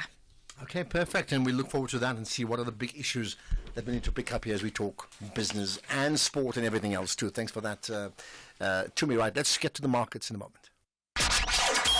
SAFM 104 to 107 nationwide. Andile, the CEO of a multinational corporation, is driving home with his daughter. Dad, why is the tooth fairy so stingy? Stingy? Well, she makes sure everyone gets something. Does every electrical company get something? Yes, they're covered by Old Mutual Corporate's employee benefits. Even Abdul? Of course, he gets retirement benefits. And Sisampo on that big machine. She gets group risk cover if that big machine hurts better. Wow, that's amazing, Dad. Visit oldmutual.co.za/employee benefits and go from questions to solutions for your employees with Old Mutual Corporate. Old Mutual Life Assurance Company SA Limited is a licensed FSP and life insurer. T's and C's apply. Economic news on SAFM. Facts and figures you can count on. Right, Paswani Mpatlele is with us, the Senior Accounts Manager at Makwe Fund Managers. Paswani, you got lots to talk about, local and global markets in a moment, but also news about Mr. Price. Yeah, definitely. Afternoon, Ashraf, and join your listeners. Let's kick off with Mr. Price there. The guys came out with a trading update for the third quarter ending December. The guys continue to execute on their strategy of expanding and focusing on value pricing around their customers, which continues to pay off as they have achieved a robust sales growth of 10.6% and continue to grow their market share. Across all segments, they did improve their sales, whether you look at homeware, telecom, with apparel also being supported by December sales up by 13%. Cash sales continue to improve 11%, while credit at up by 5.7%. Their stores continue to increase. They increased it during the period by 78%. And going forward for the guys, they're going to have to continue to risk manage the challenging consumer environment and its conditions, as if they would be willing to support that competitive advantage they have around value and pricing around their customers. Just looking to the markets, then we definitely see some good data coming out from South Africa. Our inflation rate was less than expected. It was increased to 3%, and this was seeing conditions change around the interest rate cut. Others haven't filtered in the market necessarily, because we have to think of the fact that the SARB has been very cautious when you think of his statements in Davos about the open economy and its implications it has on towards us. And when you look at consumer spending, we got retail sales there up 7.7%, and it's just reflecting the increasing consumer confidence we've seen since Q2 going up, thanks to the two-port systems. Black Friday is encouraging spending, ensuring supports demand. Looking in the market performance, we're seeing globally there's been some cautious steps with Trump reiterating that whole Chinese tariffs, but nothing implemented. Markets then continue to be in the green, holding an optimistic view when you consider how the U.S. is about less regulation, less taxes. There's a big investment coming through, and this just drives confidence globally. We're seeing the market is beginning to reflect these early signs, as you see the change in June, where you see now the yields are now stopping to drop. We've seen the dollar now has stopped to drop there, increasing the probability that other currencies are actually expected to fall, whether you look at it in the short term.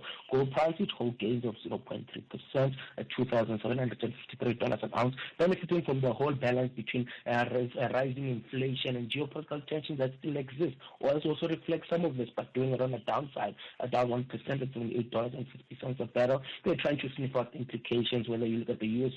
energy policies they're going to put forward, the geopolitical movements around it, and that's how it sits at there. But when we look at the overall numbers, U.S. opened up, Nasdaq up 1%, supported by the more filtered of earnings coming through. S&P up 0.5, Dow up 0.2. Europe also was up 1%, CAC 0.8.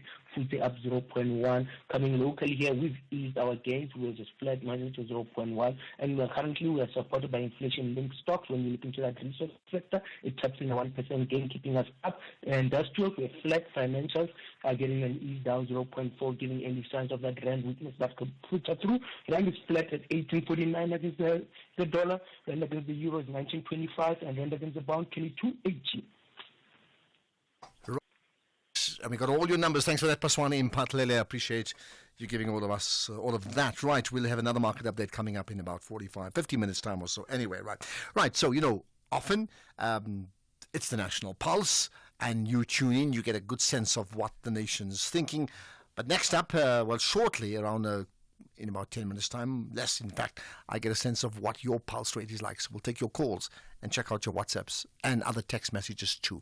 But next up, let's talk about the Paris Agreement that Donald Trump is withdrawing from after this. The National Pulse with Ashraf Garda. There's also news about the overcrowding of South Africa's, jails, correctional service facilities, and there's a big issue that many of that is contributed by foreign nationals. We'll talk about that after 5 o'clock. Get your thoughts on that ready. Let's get then to the issue of the Paris Agreement. So you know Donald Trump, he's the president of the USA once again, and he has signed many executive orders on that first day, right? What is it? Is it 100, 200? I can't even count. Anyway, one of the most significant ones of the many is the decision directing the United States to withdraw from the Paris Climate Agreement. And I say again because it has happened before, right? So what does all that mean? Because the Paris Agreement is very linked to climate change and global warming, right? Let's get the thoughts of Nolo Mokoena, the CIO and co-founder of CRTV Development, which is a Pan-African advocacy and storytelling organization that looks at the issues of climate change in particular, right? Nolo, thank you for your time. You connected to the National Pulse. Thank you so very much, Ashraf. It's a pleasure to be here. Greetings to your guests. Thank you. So when you heard that the U.S. President Donald Trump had directed his country to withdraw from the Paris Climate Agreement, what were your initial thoughts? Well, if I'm honest with you and the listenership, I actually wasn't surprised. You have to remember back in June 2017 when Donald Trump came in for his first term, one of the first things he did was actually withdraw the U.S. from the Paris Agreement, which was signed about a year prior to that. The U.S. has since re-entered the Paris Agreement again, which was President Joe Biden ran on that ticket, and in true form, shortly after his inauguration, he did reinstate the U.S. into it. So from one side, I really wasn't surprised by it. I think it's quite consistent, not just with the stance that Donald Trump has, but also it echoes what they've done before. Okay, and he's been critical of that in the same way regarding his thoughts on the WHO, which is another conversation completely. Right, help us understand then, for those who don't quite get it, what actually is the Paris Agreement? Right. Well, the Paris Agreement is a multilateral agreement, or rather a treaty, which is signed by a number of nations. And essentially, it's a set of agreements where everyone's collectively agreed to take particular action towards climate action. And so this could be through mitigation, adaptation, or etc. So essentially that treaty puts everyone at the same table and creates an opportunity for everyone to facilitate finance, trade, and other forms of aid to nations that are impacted by climate change. All right. So, and of course, as a result of that, South Africa, one of the signatories, again, to reduce carbon emissions, and then we have these various COPs that is an important measurement around that, right? Now, the fact that the U.S. has pulled or is pulling out, what would the implications be? Well, two-pronged. I think first is a geopolitical implication in the sense that we're quite uncertain about the role the U.S. is going to play in the world moving forward quite generally. I think we're getting a sense with executive orders that have been signed, but as it pertains to climate action largely, we have to remember that leading up to this, because the U.S. had taken a step back, other nations have emerged. I mean, in terms of ODA, the largest funder in terms of climate-related finance is actually Japan. And so this provides one or two things. One, it provides a unique opportunity to restore this emergence of a new world order. I think it's a great opportunity for other nations to step in, increase their contributions towards financing, but in particular, it'll be quite interesting to see how BRICS plays out. The second one, which is sort of on the polar opposite, which will be an interesting to see, is more around the global mechanisms of governance. So when you're talking about G20, South Africa has the privilege of hosting that this year. A big part of the conversation for us has been financial reform or global debt review and reform, and climate finance is a big part of that. So it'll be quite interesting to see how the conversation emerges there, but more so that the USA is actually hosting G20 next year and will be setting the agenda as well. So if we don't get on the same page in that regard, I think we could have quite an interesting 2 years geopolitically in terms of the G20 and other global governance structures. But truthfully, from a finance standpoint, yes, the U.S. was contributing significantly. I do think, though, we should be optimistic, and this is an opportunity for countries to really take a step in, particularly when it relates to Africa, Latin America, and Asia. And when the U.S. under Donald Trump version 1 pulled out of the Paris Agreement, I mean, the world didn't come crumbling down. What happened then? Yeah, sure. I think there was a reduction in financing from the U.S. side. Other nations did actually step up. I think it makes it quite interesting in the sense that the analysis is tricky because COVID-19 happened in around that time. So our analysis cannot be in absolute terms. But nations like Germany, nations like South Africa, that's when the JETP sort of emerged, and other nations across the world actually took a step forward.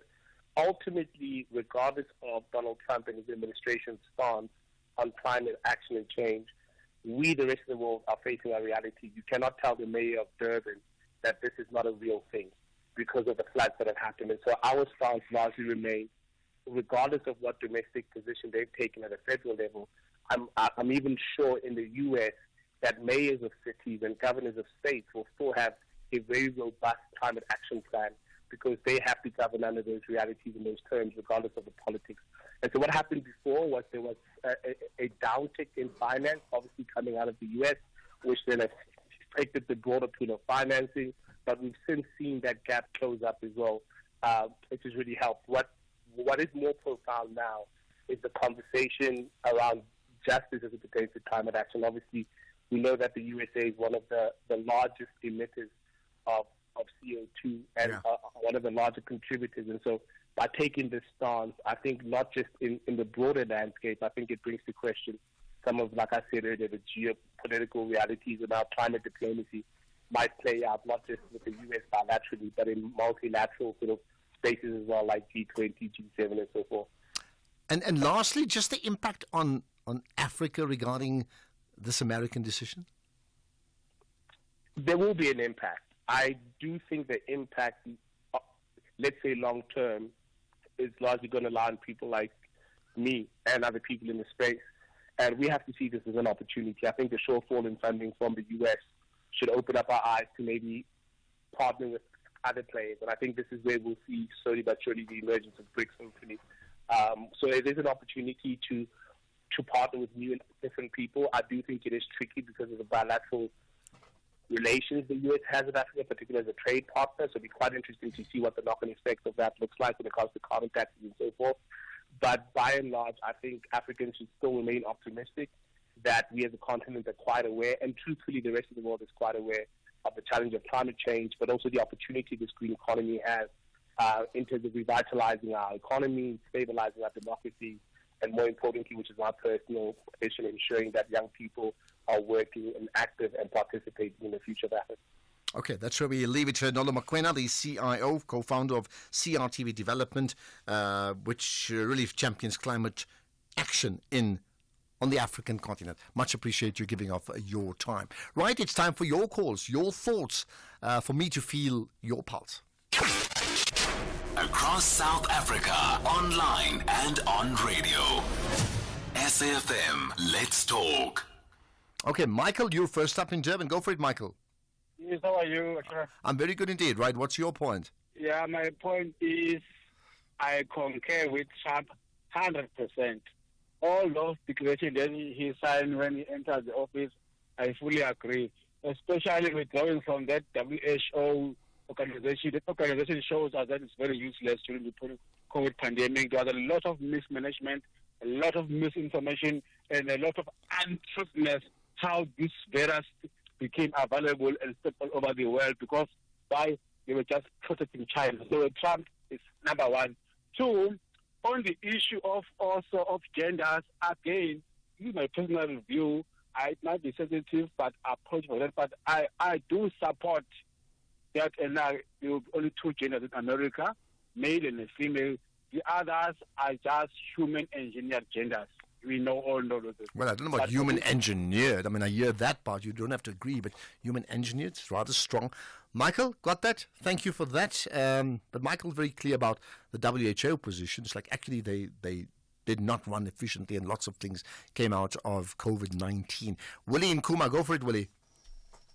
Thank you, Asha. Look, Asha, before I get to my point, me as well, and for Trump policies, particularly saying that, okay, let us put South Africa first or America first. I like that particular direction. Also, when coming to immigration laws or policies of Donald Trump, for me, it's okay. I go for that. Second, to your question, that how does one feel when one is unemployable?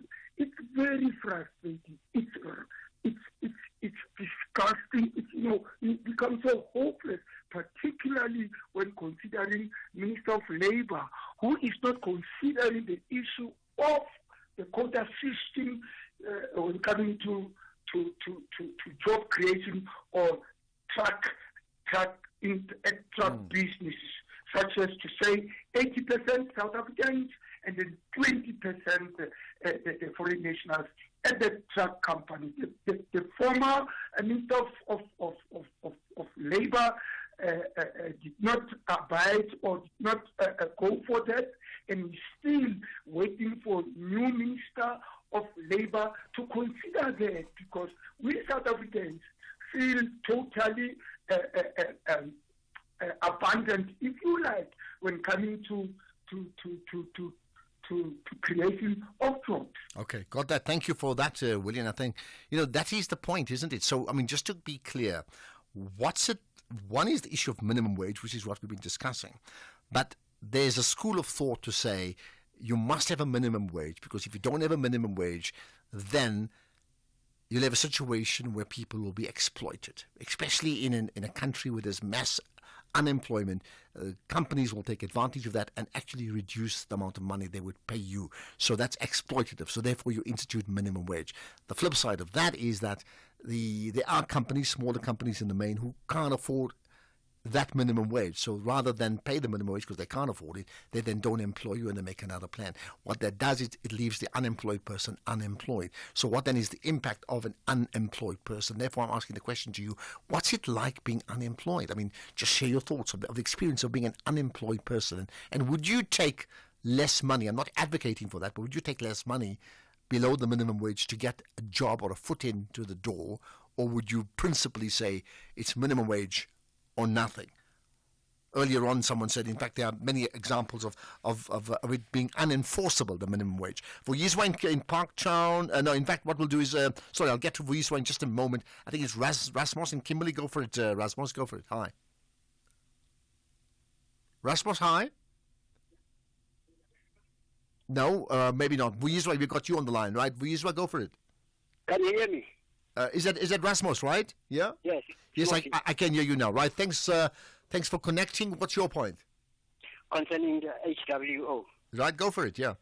Yeah, 2 years back in Buckley West, I did engage me with one of the representatives in the Northern Cape of the World Health Organization, because it's a crucial. I agree with Trump calling to exclude him from the Health Organization, because that depopulation group, which we're planning to depopulate the nation, right? And wanting to know where does this pandemic come from. So he was never even answered. That's why he pulled himself from this, because I did tell this woman, they can't curse African people or the nation with this kind of diseases and depopulating the people with this kind of diseases, which is great. Black people may have a diseases. We are healthy people. We got nature here. We got even natural, what we call herbs, in order to prevent from this kind of diseases. It is crucial. I agree 100% with this man to exclude him from this World Health Organization, because the pharmacists and all these kind of things, they bring old medicines in the racks, and then black people are dying all the day of our lives. Take even the same American old medicines and all, they take us from the shelves. And what happened is teach our African doctors about vaccines, making vaccines, natural vaccines. Okay, yeah. All right, I hear you. It's very complicated. There's a lot of things you said. Rasmus, thanks for that. Let's get to another comment. Larry in Fisher, hi. Hi there, Ashraf. I think there's an interesting point to be made about minimum wages, because large companies are objecting to minimum wages, but there should be actually a limit set on the other side about what is a reasonable maximum wage, because there are company executives who work just as hard as the people below them and earn millions, if not hundreds of millions of rands. They pay themselves massive bonuses, and it's despicable that they're earning 100 times what the people are earning that are going down their mine shafts or whatever they're doing. Don't you think that should be addressed? Well, maybe, Larry. Thanks for that. I'll tell you what. You know why it's complicated. And listen, I'd like to earn as much as the richest person in South Africa, but this is the problem, and I think I heard it today, and probably on SAFM this morning, regarding the amounts of monies paid to vice chancellors at universities in our country. If you kept the amount that a vice chancellor can earn, remember now this is a highly skilled person at the top of his or her game. Okay, if you kept that, then you run the risk of that person being poached abroad, where it's uncapped, because once you reach a level of high skill and you're a fixer in your business or in your company, you know you can get a job done and you have a proven track record, then the whole world wants you. That's the way it goes. So if you kept that, you run the risk of that person being very, very attractive to another country. So how do you retain your skills in any company? You retain your skills by a whole lot of other perks, but the biggest perk of them all, besides shares, right, is to actually give them the best possible salary you can give them. I mean, that's market forces. So should we engineer that or not? It's something to consider. Good afternoon, Ashraf. Trevor here from the Eastern Cape. Ashraf, one of our biggest problems in South Africa is unemployment. But we have one solution that can create thousands and thousands of jobs. Stop tenders, cancel tenders, and send the work back to municipalities that can employ people and create thousands and thousands of jobs instead of one person benefiting and employing other people a minimum salary. You understand? Thank you, Ashraf. Yes, that man is dreaming. It's not only foreign students who are at the university. Even South Africans are at the university as well. That man is dreaming. And just a last one before I get to news. Good afternoon. For the National Pulse, the number of foreign inmates in South Africa is now exceeding the number of South African inmates in South African prisons, meaning in South Africa prisons there are more foreigners than South African inmates. Reason could be they need to survive in South Africa doing criminal activities because no one is willing to hire illegal migrants these days. Now that conversation is an issue we're going to pick up after 5 o'clock because I believe there are stats to either confirm or reject that particular position. Let's get to the news now. It's 5 o'clock. Here's Greg House.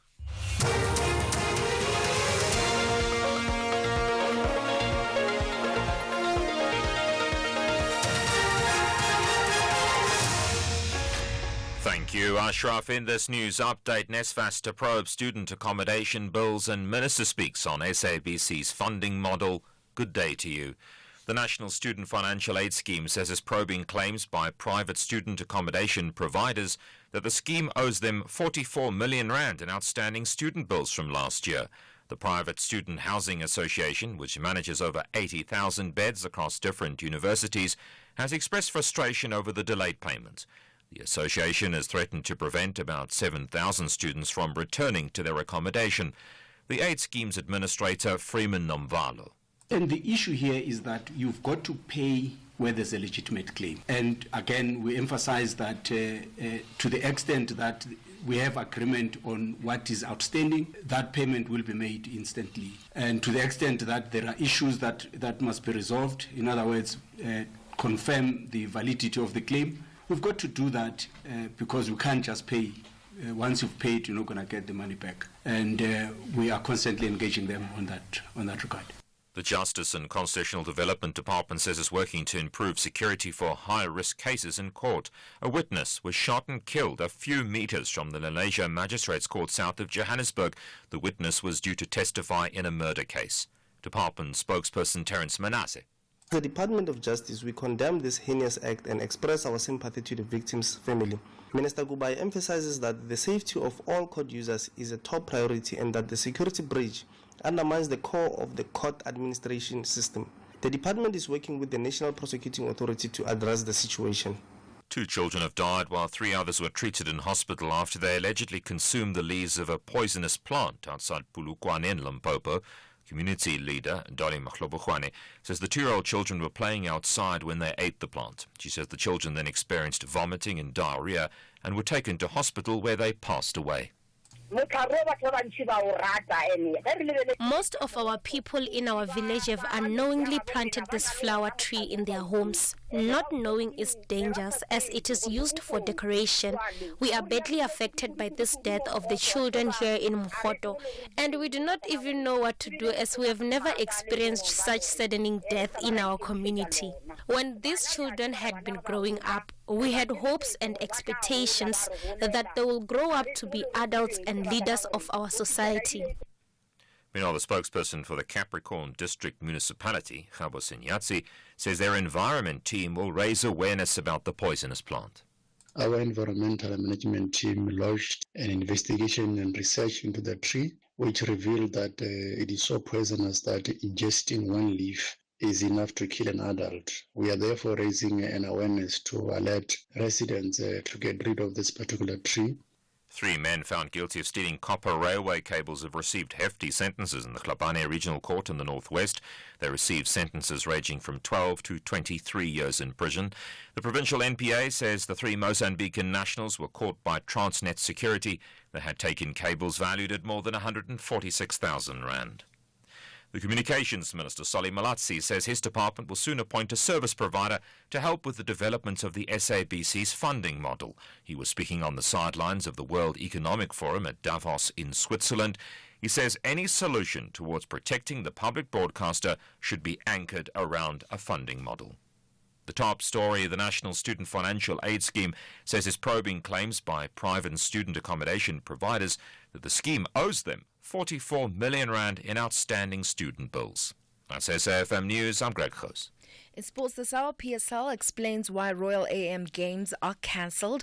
SA Under-19 women's side beat Nigeria by 41 runs, and Sinner advances to Australian Open semi-finals. More details at 5:30. Here, there, and everywhere. SAFM 104.6 FM in Tshwane. Owning a small or medium-sized business takes courage, skill, and determination. The Clientele Legal Business Plan is there to protect, guide, and assist your business in managing the legal risks. Let us handle your labor matters, employment contracts, CCMA referrals, and so much more. Our team of professional lawyers are standing by to assist you. SMS SAFM to 42770. That's SAFM to 42770. Clientele General is an authorized FSP and licensed non-life insurer. T's and C's online. Standard rates apply. The SAFM Playwriting Competition is closing on the 3rd of February 2025. Explore the theatre of the mind and write your 60-minute radio drama play and email it before 5 p.m. on the 3rd of February 2025. Late submissions will not be accepted. For further information about the competition, visit safm.co.za or send an email to drama@safm.co.za. SAFM, leading the conversations that move us. The National Pulse with Ashraf Garda on SAFM. You're listening to the National Pulse, weekdays 3 to 6 p.m. So we have 2 issues that should certainly get your pulses racing. We're talking about it in a moment. We'll talk about the news that there's a massive overcrowding in South African prisons, and that massive overcrowding in South African prisons has a huge element of foreign nationals disproportionate to the actual numbers in the country. We'll talk about that shortly. Then we'll also talk about the City of Cape Town responding to the previous claims by Professor Anthony Turton that effectively Cape Town's water quality, I'm talking about the sea, the beaches, not up to standard. Cape Town's officially say that's not the case. But first things first, let's get your thoughts. Ashraf, good afternoon. I think minimum wage could be work in its current form, or even with the 25%, if government can subsidize that wage. Good afternoon, Ashraf and the SFM listeners. I mean, for the tiger on the loose in South Africa, is not the only tiger who has been on the loose before. There are many tigers who have been on the loose because our security sector itself it's a failure, it's a joke. We must borrow foreign law to fix it. Thank you. So let's thanks for that, and we'll have more comments. By the way, as you know, as part of the shifts we have this audience engagement from around 5:45 up to 6 o'clock. So lots of time to talk to you about the biggest issues that drives the National Pulse today. Let's talk about overcrowding in South Africa's prisons after this. Conversations that you connect with and react to. SAFM. So, correctional services. Overcrowding is something that's been discussed before, and I understand it's even getting worse, so I believe. Let's find out what the rates are. What does that really mean with Khomotso Ramao-Boleng, the chairperson of Parliament's Portfolio Committee on Correctional Services. Khomotso, appreciate your time. Thanks for connecting you on the National Pulse. Thank you so much for the interview, and good afternoon to the SAFM listeners. Much appreciated. Right. So, my intro talks about overcrowding, and of course, let's deal with the stats. What do the stats say? We have an overcrowding problem. Tell me how big. It's extremely big. Yes, we're speaking about 56% of overcrowding in all correctional facilities across the country, except 2 facilities which are privately owned, which the numbers are managed, but others which are public correctional facilities, they're overcrowded. And we're looking at the numbers of 167,300 inmate population that currently is incarcerated in correctional facilities, over vis-a-vis a bed space of 107,000. Okay, so therefore that close to that 50% that we talk about of overcrowding, right? So typically in a facility that should house 100 people, there's 150 people. Now that, logically that must tell me that causes further problems. What sort of problems does it cause? Look, the current problem, overcrowding enables gangs, which is something that when you are incarcerated in a facility, officials are trying to mitigate. We know there are gangs outside prisons that are operating, but with the more overcrowding is, those gangs are able to participate or partake in their activities even inside. That's another major problem of overcrowding. But again, another contributor to overcrowding, it's inmates who are given bail but are unable to pay the bail fee. So sometimes you have inmates that are given 500 rand bail fee, 1,000 rand, but due to inability for them to be able to pay for those bails, you find them in correctional facilities. So that contributes to overcrowding. Remand detainees who are always in court, but they're not given a possibility of bail. Those contribute equally to the overcrowding. State patients who should be mental health institutions, but they are instead incarcerated in correctional facilities. Those equally contribute, including foreign inmate population, foreign nationals who are equally a contributor as well to the overcrowding. All right, and the overall problem, of overcrowding, it's interesting. We've got high numbers of unemployment. That's the lack of jobs. That's in the wrong places. High levels of crime. That's the wrong thing. And then you have these overcrowding problems on this place here. How do we get to a situation, or how did we get to a situation where these correctional services are perpetually overcrowded? Look, correctional service is an end user in the in the peace and security cluster. And when I mean this, I mean in essence, when you get arrested by the police, a case number gets to be opened there, you go through the justice process, they arrest you, you go through the justice process. The justice process then decides to sentence you to 5 years, for instance. Then you get to be incarcerated to the correctional facility. So correctional service doesn't determine a number of people that must be sent into their correctional facilities. What it does, it receives per order from court who it must have in their facilities. But through mitigations or bilaterals between the Justice Department, including magistrates and judges, on how best to can they find one another in trying to deal with this matter, especially for those who are unable to pay bails that are less than 500 rands, but are sitting in facilities. And for government, spends a day close to less than 500, around 470 per inmate a day. Then you find someone is unable to pay a bail of 100 rands, 400 rands, or 500 rands, but you are there for 30 days. So the state is incurring costs unnecessarily over someone who could have been given, who's unable to afford bail of 500 rands. But we should find ways, especially if it's lesser crimes or it's lesser incidences that possibly can go off over a fine or Although, I mean, you also don't want to solve a crime problem and an overcrowding problem in prisons by saying, let's just rather release them. Because, I mean, as you know, South Africa already has a huge crime rate. We don't want to encourage that, do we? You wouldn't want to release someone who has serious crimes. That one I don't fully agree with. But in this instance, you have someone who would have shoplifted, who's sitting in prison with lesser crime.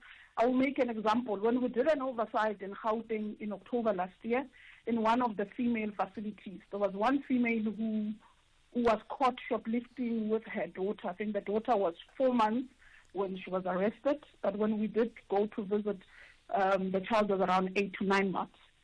She was found shoplifting Pampers, diapers for nappy diapers for the child to be able to have Pampers.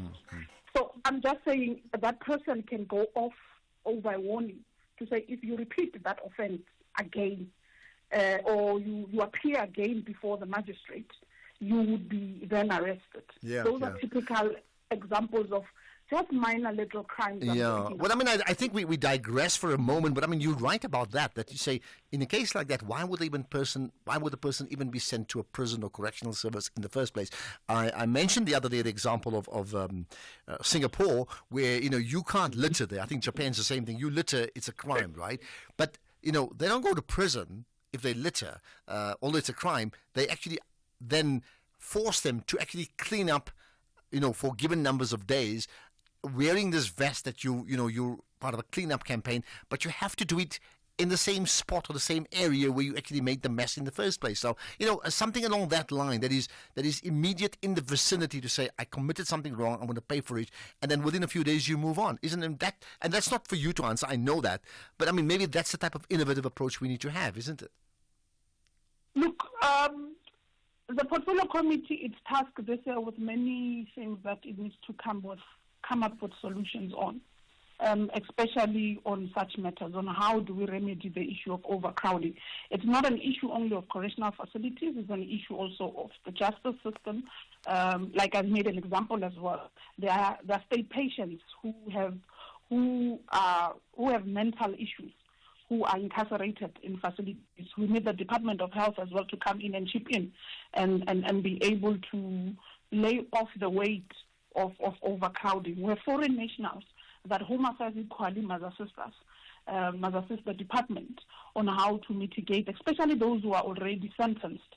Like on the population of foreign national, around 22,000 that are incarcerated, around 690 are serving life sentences. Aren't we supposed to be starting engagements between Home Affairs and Justice on how best do we meet to keep the 690 or all of those that are sentenced in our facilities when they are sentenced?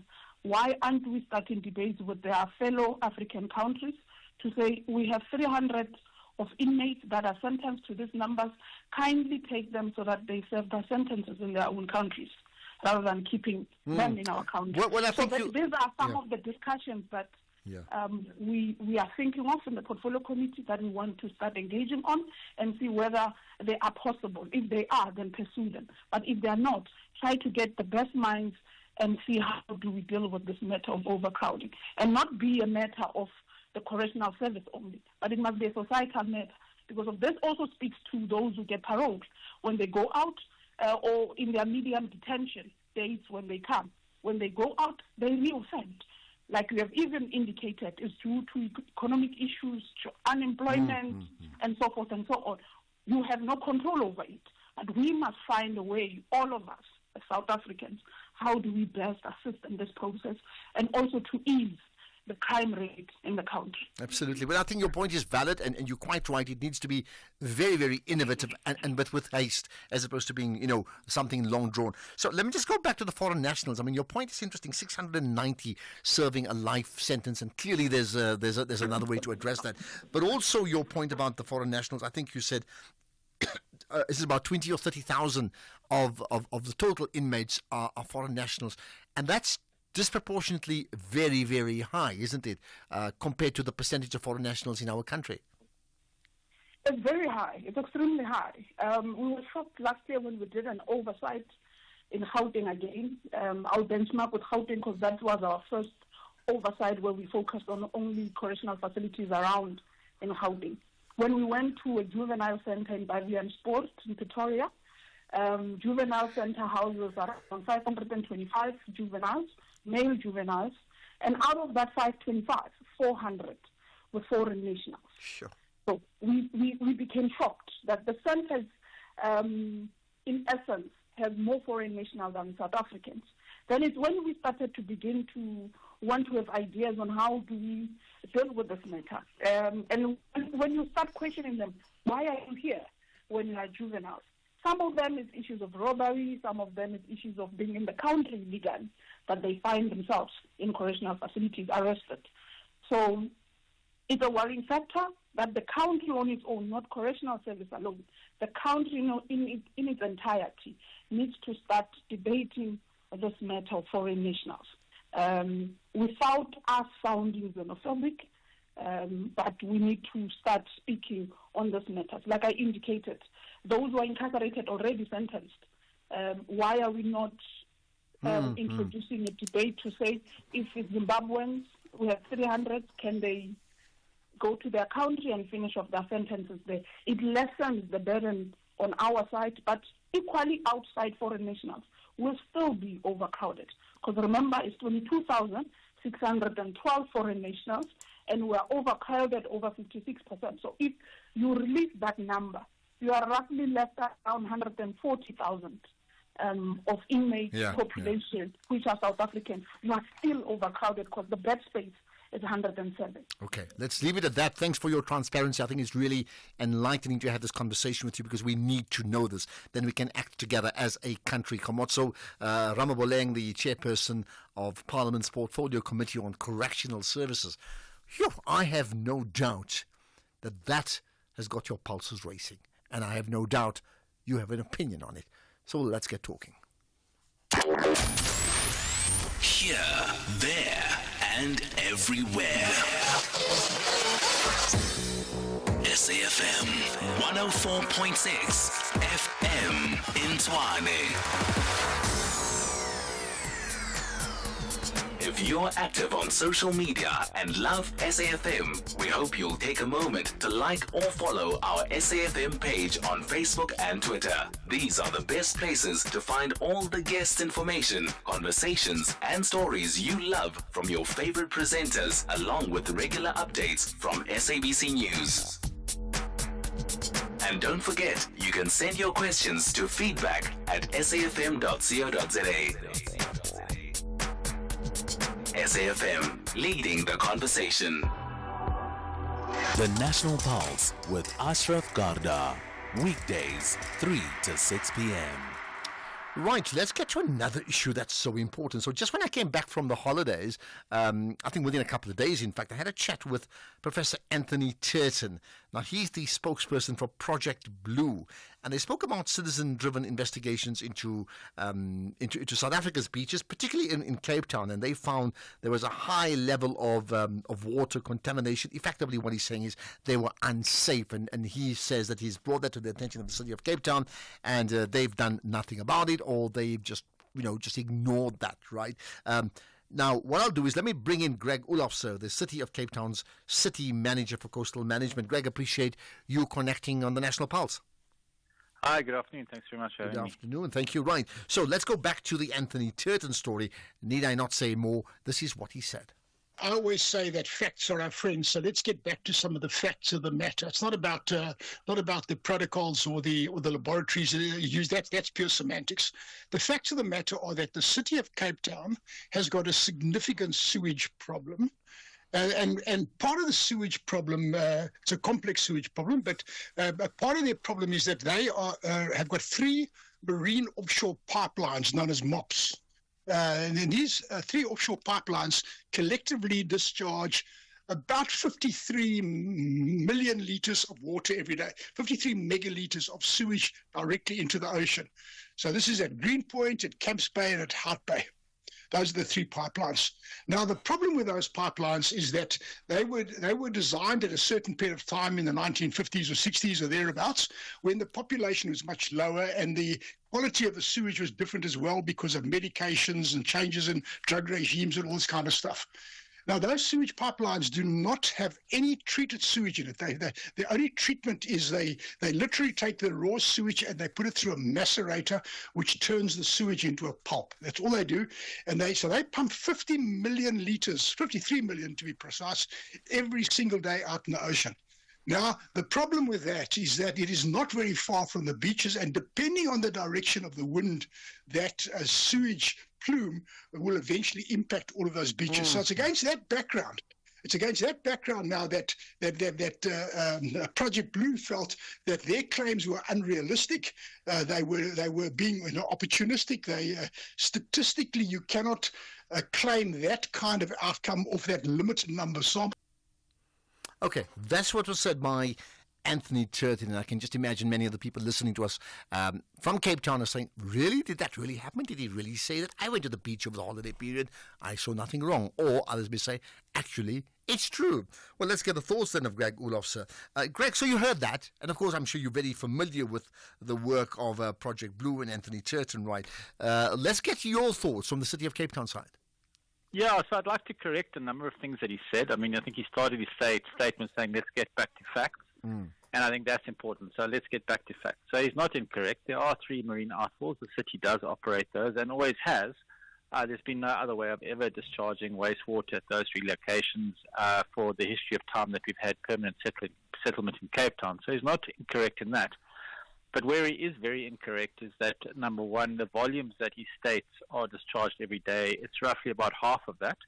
So at Greenpoint, we discharge roughly about 25 megalitres per day. At Camps Bay, it's about 2.1, and at Hout Bay, on average, it's about 5 megalitres a day. So that's about 30-odd megalitres per day, which is a lot less than his statement of 53. Number 2, the outfalls weren't built in the 50s or 60s. The discharges have been upgraded over time, so the Greenpoint Marine Outfall, the current configuration was built in the 1980s. In the Hout Bay, the current configuration was constructed in 1993 around, and similarly for Camps Bay. So they're much newer than he said, and they're not macerated. What happens is the 3 marine outfalls, the wastewater goes through what's called preliminary treatment, where the wastewater is passed through 3-millimeter screens before it gets put out to the ocean. And those 3-millimeter screens, the purpose of that is that they take the solids out of the wastewater. And these are important things to distinguish from what he was saying.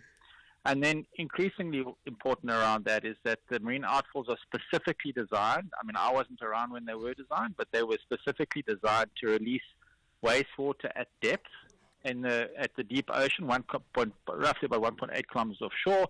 And the way that it works is because the wastewater effluent is more buoyant, it's fresh water, and it's warmer than the seawater, it rises up through the column of the seawater at pressure, and that causes mixing and dispersion. And what we're able to show over time is that wastewater doesn't reach the shoreline at any of those locations to impact on recreational water quality at those beaches. To be more specific, at Camps Bay Beach, which is where one of the outfalls are, we actually monitor the water quality currently at that beach at 3 different locations every day, Monday to Friday on the shoreline. And we've been doing that since February of last year to be sure about our facts and figures. So we have about 640 water quality samples over the last 14 months for Camps Bay. And of those 640 water quality samples, only 10 exceeded the limits for national water quality guidelines. And those 10 failures occurred primarily in the winter season in June when we had high rainfall events. So the description that the wind blows the plume back on shore is not scientifically correct, and it's also not supported by data. So we're a little bit at odds about this. I've had the same debate with Professor Turton on an ENCA interview, and we've offered to meet with them directly and go through all of this information with them in person. Okay, no, and one thing is having an on-air debate, but have you had conversations with Anthony Turton and Project Blue in terms of a one-on-one, over a cup of coffee to say, hold it? No, so, I mean, we very much would like that. And, I mean, I think part of our frustration is I've worked in this field of work for a very long time. I've worked with most of the marine scientists, certainly nationally in South Africa and many overseas marine scientists. I've certainly engaged with Professor Petrick and Dr. Joe Barnes, who are the authors of the Project Blue Report, and we've been engaging with them for over 10 years. I've never personally met Professor Turton. He's new in the marine environment, certainly. And it would have been great to have chatted to him first before many of the interviews that he's put out, because it would be important for us to provide him with the correct information, particularly the description that you just played back to me on air. And in terms of the claims that he made, right, on air with us, right, and maybe on other platforms too, right, did he or they share those claims with you first? No. So the first time that we received the Project Blue Report was when it was sent to me on WhatsApp by one of the senior people in a group called Rethink the Stink. And then it was shared with the media and a number of interviews took place. So it wasn't presented to the city and a request for an engagement or discussion around their results. And I think also, if one looks at the Project Blue Report, they targeted sampling very much around known polluted areas. So we do have some pollution challenges in Cape Town, particularly the Dip River and Milnerton. I think that's a common understanding. It's a very challenging space. And also the Soot River in Strand. These two areas are significantly polluted, sadly. But they seem to target testing in those areas, and that elevated their description of the number of failed sites around Cape Town. It's really not a correct description of the water quality of Cape Town, which has got a 300-kilometre coastline. And during summer, we were able to show from our weekly sampling that all of the main recreational nodes met exceptional water quality. That's all available for people and the public. So it would have been nice to engage with Professor Turton first and to go through their report with them, but we unfortunately weren't given that opportunity. Okay, and hopefully you'll still do that, because I think it's important that people in the same spaces do actually talk to each other, even if they differ. So here's the point. You made the point about Milnerton and others, and I hear that. Outside of that, and then let's end with this, are you comfortable that over that holiday period and now, that the beaches and the sea water that where people have frequented all these beaches, that they were actually safe to swim, to bathe in?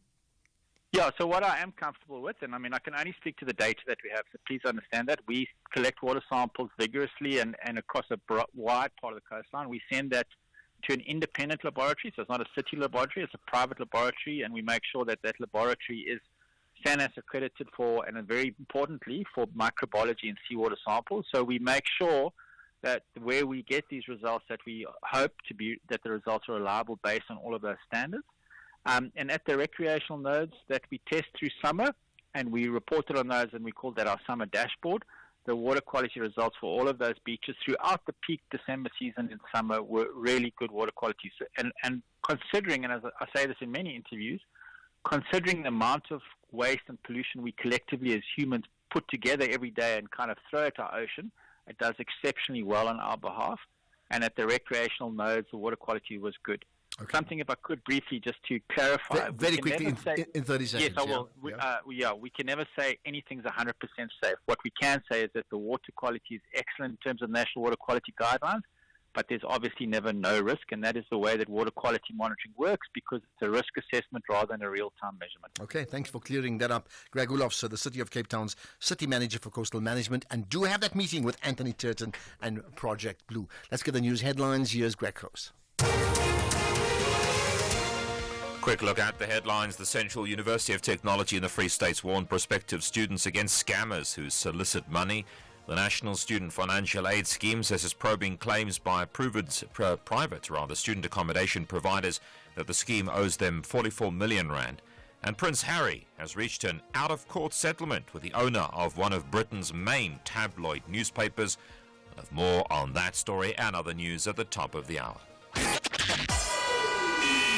SAFM. guiding you through the rush hour traffic. It's a very busy Wednesday for a lot of motorists. Perhaps the big one is the Mike 1N1 out of Joburg, solid from Sandton right through to Samrand. An earlier crash and a breakdown causing chaos through there. The R21 south queuing passing Tembisa on your way to the airport. New roadworks there just before the Bopsfontein Road. Don't get caught short and run late for your flight. Make sure you got an extra probably 25-30 minutes to get through that.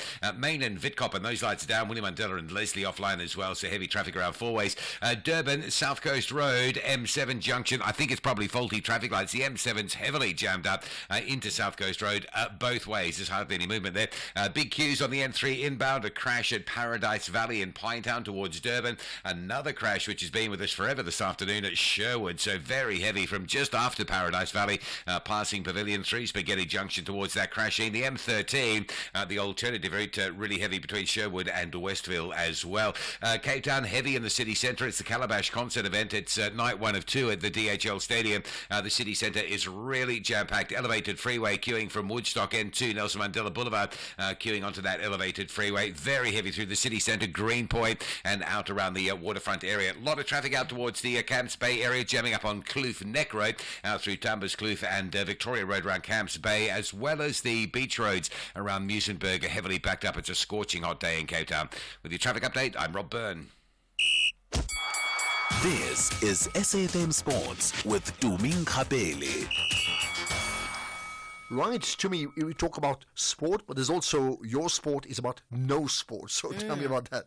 Well, the Premier Soccer League says that it was forced to suspend Royal AM fixtures as the club failed to provide guarantees that they will be able to meet their fixture commitments under the current curatorship.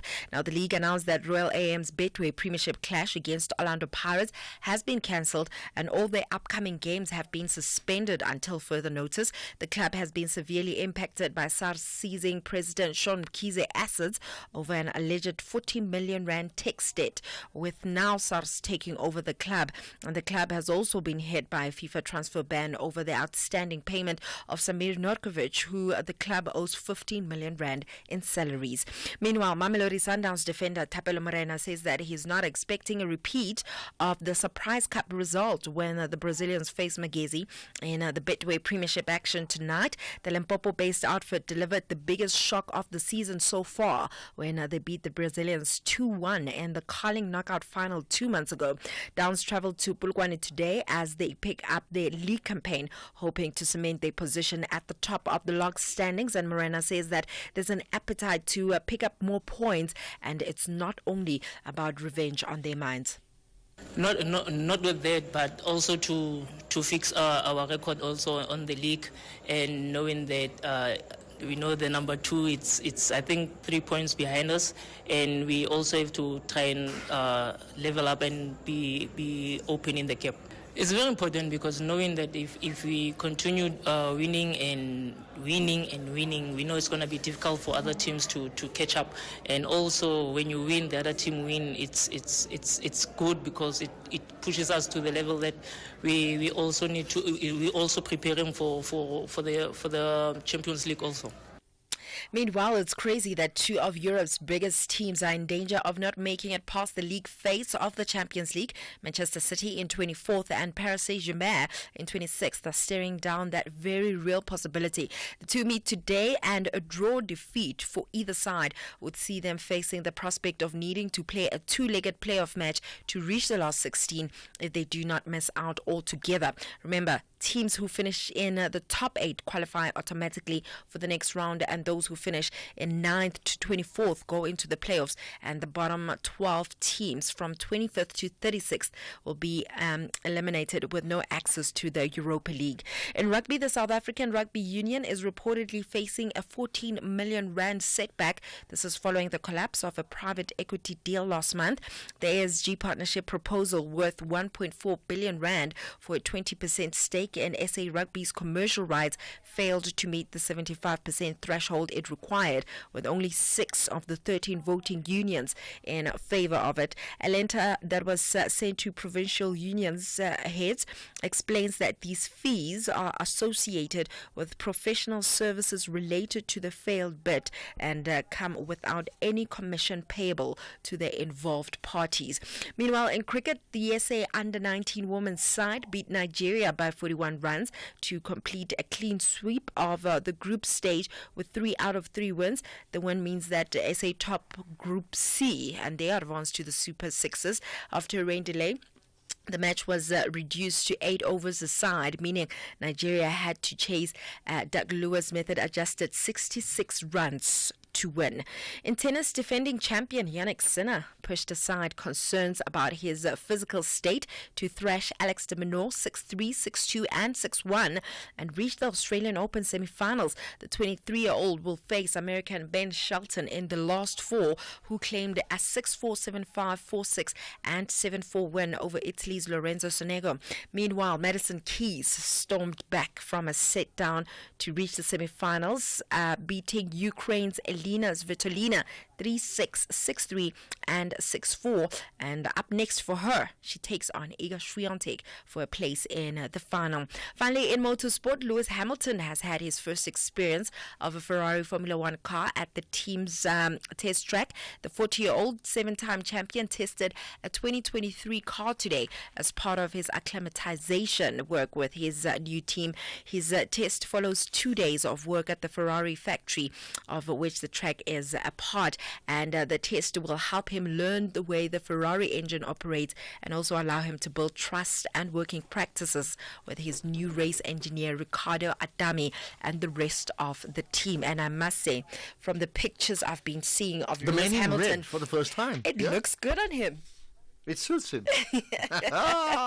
I can think others are just furious about it. Of But course. anyway, Well, that's it from my side. Lewis Hamilton, Ferrari. It's got a fascinating ring to it, isn't it?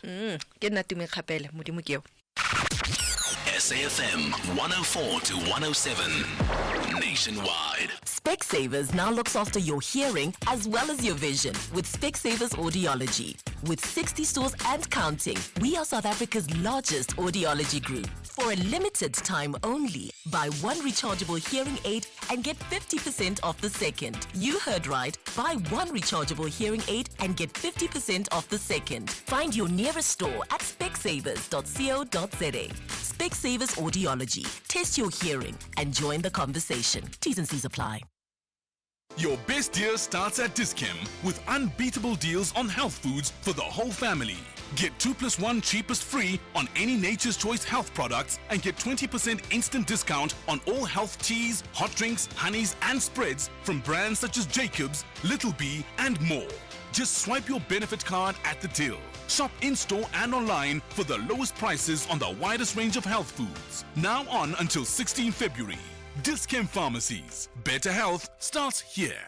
If you think you cannot afford a lawyer, think again. Clientele Legal has made professional legal services affordable for you. Whether it's a civil, criminal, or labor-related matter, we have a nationwide panel of attorneys standing by to assist you. SMS SAFM to 32195. That's SAFM to 32195 and we'll call you back. Clientele General is a licensed non-life insurer and an authorized FSP. Standard rates and terms and conditions apply.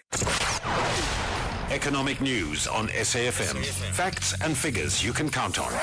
Right, let's get to the markets with Jimmy Moyaha. He hosts the SAFM Market Update. So the scene setter, Jimmy, hi. What's moving markets today? Good evening, Ashraf. Good evening to the listeners. Markets have been reacting in a bit of a mixed fashion, depending on, again, which markets you're looking at. We'll get to that in a second. What's coming up on the show today is we're going to be reflecting on some of the data points that came out. We've got CPI data from South Africa today. Obviously, that's going to be something that the central bank considers in their rates decision next week. We're going to be reflecting on that. We're going to be taking a look at the employment equity amendments that took effect on the 1st of January this year, alongside the draft regulations for good practice around dismissals in the Labour Relations Act as well. So those changes there from an employment perspective are things we kind of want to get a better understanding of, and how it could potentially affect employees, employers, companies and individuals. Then we're going to take a look at the FSCA's stance on the unpaid pension fund contributions. Employers have an obligation to pay these pension fund contributions over, and it looks as though there's north of 5 billion rand in unpaid contributions from an employer perspective, and the FSCA is unhappy about this and they're taking action. We're going to speak to the FSCA around that and understand what sort of action they will be taking. And then we're also going to reflect on the Gazprom deal. I don't know if anyone remembers, Gazprom Bank had won that deal for the refinery in Mossel Bay. It looks as though that deal is in jeopardy. We might not get it. We are in a bit of limbo around that particular deal. It's just shy of 4 billion rand in terms of the value of that deal when it was initially signed. So we're going to speak to an independent analyst around this and try and see what this potentially means for the future of South Africa from a refinery perspective and the implications that that would have on our side as well. Before we get to that, markets, as we have been looking at them, have been a bit of a mixed bag. Asian markets that were trading today as well were also a bit of a mixed bag. Hong Kong down 1.8%. It was up yesterday, just shy of 1%. The Shanghai index down 0.8%. The Nikkei in Tokyo up 1.5%. And the ASX in Sydney up 0.33%. European markets, the FTSE finishing slightly flat, about 2 basis points in the red there. And the DAX finishing 1.1% in the green, and the CAC 40 0.75% in the green. US markets are in the green at the moment. The Nasdaq's up 1.3%, with the S&P up 0.2%. South African markets were kind of looking okay at some point, and then just had a torrid afternoon towards the latter half of the afternoon. Financial stocks down, the biggest loser there, 0.5% down. The industrial sector are down a 0.5%. Resources up 0.5%. As a result, the all share down 0.23%. The top 40 down 0.25%. If we look at some of the currency movements, the rand kind of holding steady, 18 rand 52, 1853-ish, is round about where it was this time yesterday. The price of a Bitcoin, 104,000 rand. We'll look at that in rand terms in a sec. Actually, we can look at it now. It's around 1.93 million rand, still below the 2 million rand mark, but we did tap above that 2 million rand mark this week as well, so we expect a bit of cooling off there. The euro against the rand, 1 euro will cost you 19 rand and 30 cents. 1 British pound will cost you 22 rand and 82 cents. 1 Australian dollar will cost you 11 rand and 61. Anyone looking at the commodity space will be happy to know that the Brent crude price is still below $80 a barrel, $79.10 a barrel. Palladium price close to $1,000 an ounce there, $9.98, with platinum still lagging behind at $9.65 at the moment. The price of gold, $2,755 odd dollars an ounce there. So lots to unpack from a numbers perspective. We're going to be definitely taking a look at those CPI numbers that have come through. But for now, Ashraf, back to you. Right, and before we end, I mean, you're talking about CPI. I mean, why does it matter? So we're looking specifically at core CPI. We know that there is different measures of consumer price inflation, and core CPI, especially in the context of South Africa, is a slightly better measurement of CPI data because it strips out the effect of food and energy prices, which typically tend to be a lot more volatile and a lot more inflation-driven factors because of the seasonality. I mean, we import fuel. We're a net importer of fuel. That is going to create a lot of volatility from a price perspective, as does the food element of it. So when we look at core CPI, we strip out the effects of these two elements to get a better reflection on what the underlying consumer price inflation print or consumer price inflation gives us from a reading perspective. Just out of interest, when we're looking at the South African numbers, before I go, the CPI data came in at around the 3% mark, but the core CPI has been on the decline. It was previously at around 3.7. It came in at 3.6%. So that bodes well for a central bank that is looking to maintain a stable inflation print and maintain stability from that perspective. Well, that's it. Thanks for that explanation. Right, you enjoy your show 6 to 7 o'clock coming up in 15 minutes' time. Make a date with Jimmy Moyara. I have a date with you. Let's get to your thoughts. I want to get to feel your pulse. You are listening to the National Pulse with Ashraf Garda. Okay, let's right. So we have covered so many issues, from the overcrowding in the prisons to those disproportionate numbers of foreign nationals, to the issues of electricity that we touched on yesterday as well, to the consumer price index or inflation that we touched on, to the issue of Burkina Faso and them dropping those wigs for the judges. And what have I left out? Of course, I've left out more the city of Cape Town and how clean is their water. Not so much how green is my valley, just how clean is their water. And very importantly, that issue that we started the show with, that has dominated many of the conversations we've had regarding minimum wage, to be or not to be. Let's get your thoughts. Good afternoon, Ashraf. Good afternoon to your team. Great show always. Good afternoon to all our SFM listeners. It's Uncle JJ, the truck driver. Trump is number one. But I don't agree with this guy called Willie from Kuma. Which companies are saying 80% foreign nationals, 20% citizens? Because most of the trucking industry, Ashraf, now it's almost 90% of citizens. Unless Willie from Kuma, if he's talking of checkers, those motorbikes, I don't know. Ashraf, I started following the politics of Ibrahim Toure when he started office, with inverted commas. And I'm just fascinated by his mission and vision, what he is taking Burkina Faso to be in Africa. And I'm still, curious to know why did Donald Trump actually invite him, not even invite Ramadamela.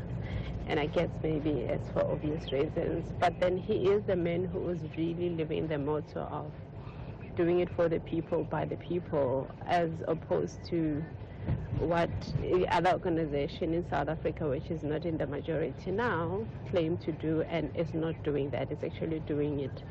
Is doing the opposite, doing it for the few people. So I'm really want to see how Burkina Faso is really going to thrive and grow in Africa. This is Tepiso in Georgetown, DC. Good afternoon. Being unemployed is like being the only black person in a company whereby you work very hard, but you get the bare minimum. What do I mean? You wake up in the morning, and you need to work extra hard to motivate yourself to do anything. Otherwise, nothing is going to get done and no one is coming to save you. That's how I can best describe it. Well, thanks for that. I mean, I think the Burkina Faso point is well made in terms of what happens there and the impact that it has maybe in other countries of the world. So thanks for that comment following, what's his name, Ibrahim Traore. Maybe we need to pay more attention to him because he has made some sweeping changes in a very short time. When we talk about Trump's sweeping changes, he's probably even made even more significant changes, considering he wasn't the president before, and the resources are very, very different that he's made. So maybe an insight into him sometime soon. But here's some more. Good morning, Ashraf. No, I also concur with Trump, because he has put, as a leader, he has put America and America's needs first before everyone.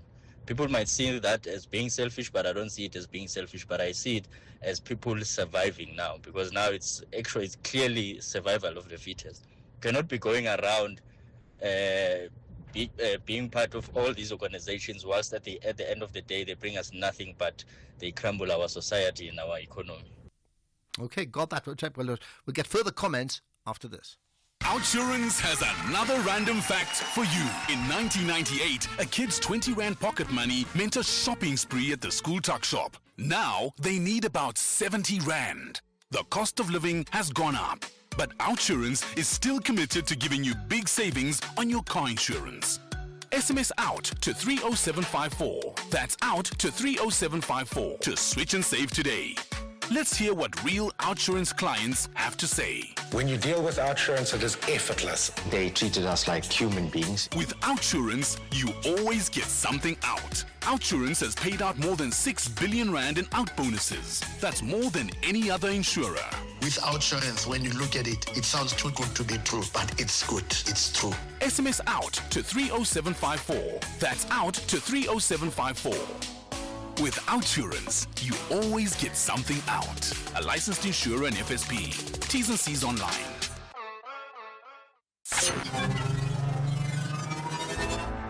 Counterfeit condoms. What do they look like? What should people be looking out for? This ones that we had is that even the packaging very suspect. They are not sealed and they are therefore available for almost like pulling out. So you hear different stories. They are available for pulling out. They are not sealed. The lubrication is very suspect. So there are a number of defects that they pick up because the people that reported this are not even health professionals, are the users themselves.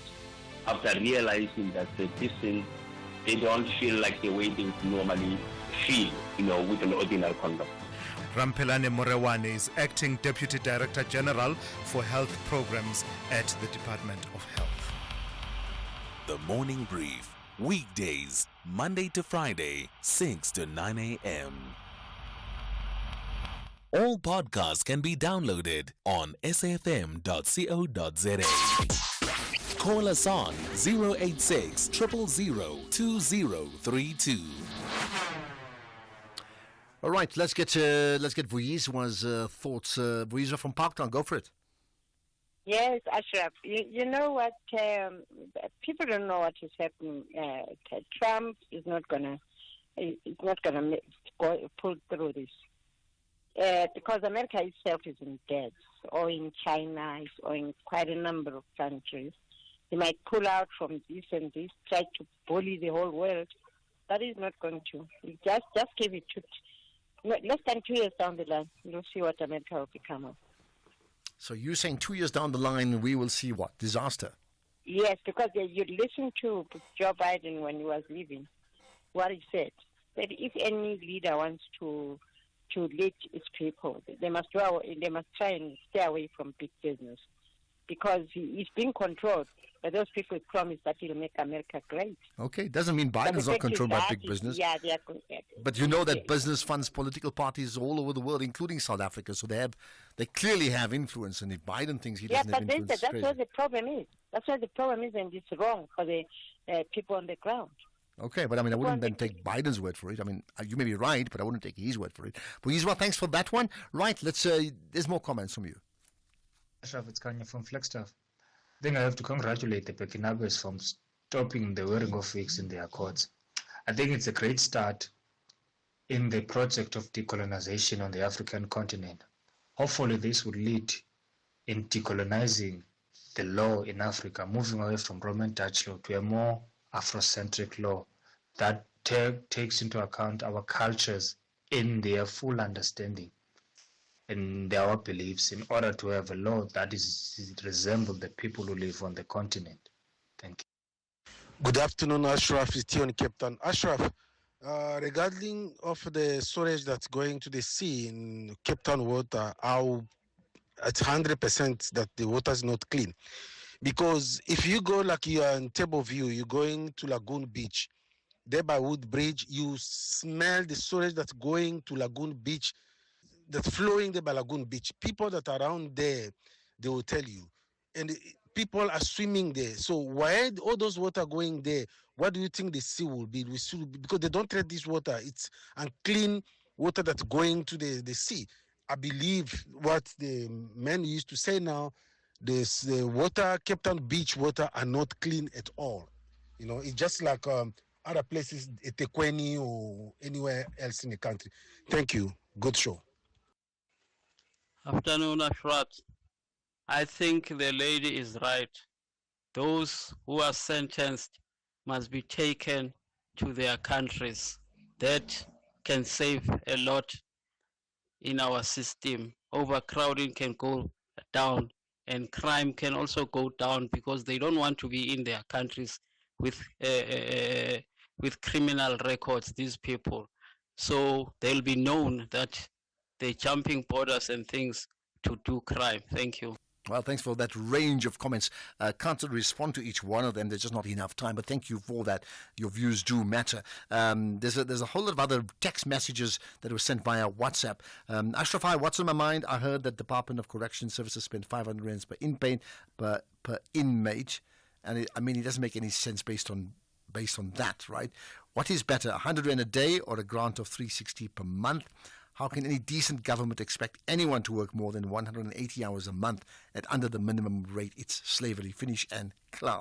Ashraf, the cost of living in South Africa is too high. Maybe high earners' salaries must decrease. There's poverty and inequality in South Africa.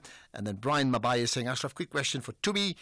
I should have asked her this when she was here. What's more dangerous, marijuana or energy drinks in the world of sport? Okay, maybe for tomorrow we'll bring it up again. And there's more. Ashraf, let's think bigger, smaller companies. Small companies can commit to either minimum wage or optimal vacancies if exempted from minimum wage. Let's introduce maximum wage to deal with the widening inequality gap comes from the real South African. If Trump was the president of South Africa, we could have a better country without the GNU because he talks truth to power to the Americans, not talking foreign policy and ghost investors. That's again from Brian, right? Is there a parallel between Trump and Zuma? Food for thought from Naren Singh.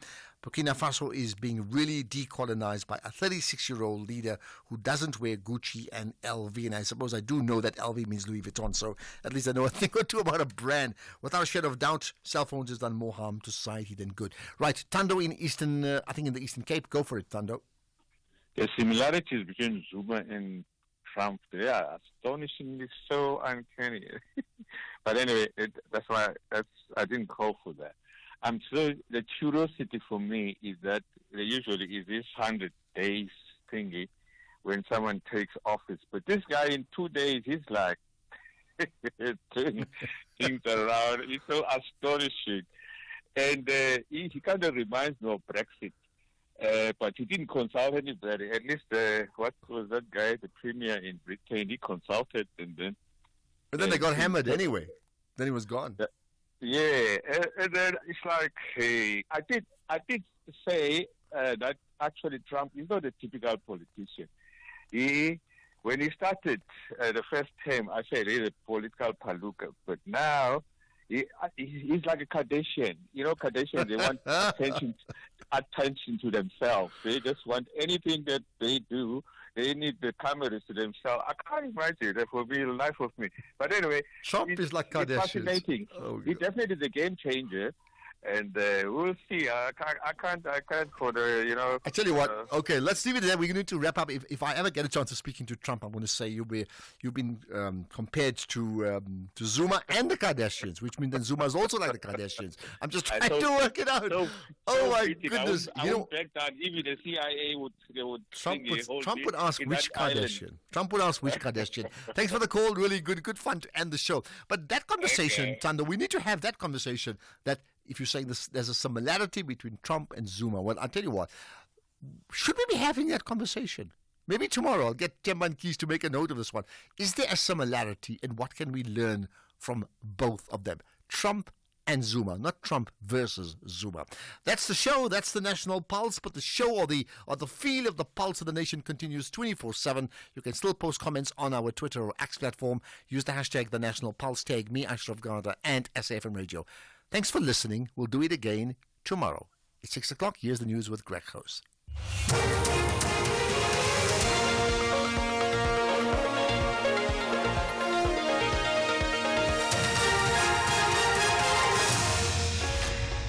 Thank you again, Ashraf. Warning about student scammers in Prince Harry settles over phone hacking case. Good evening. The Central University of Technology in the Free States warned prospective students against scammers who solicit money for assistance with applications and registration.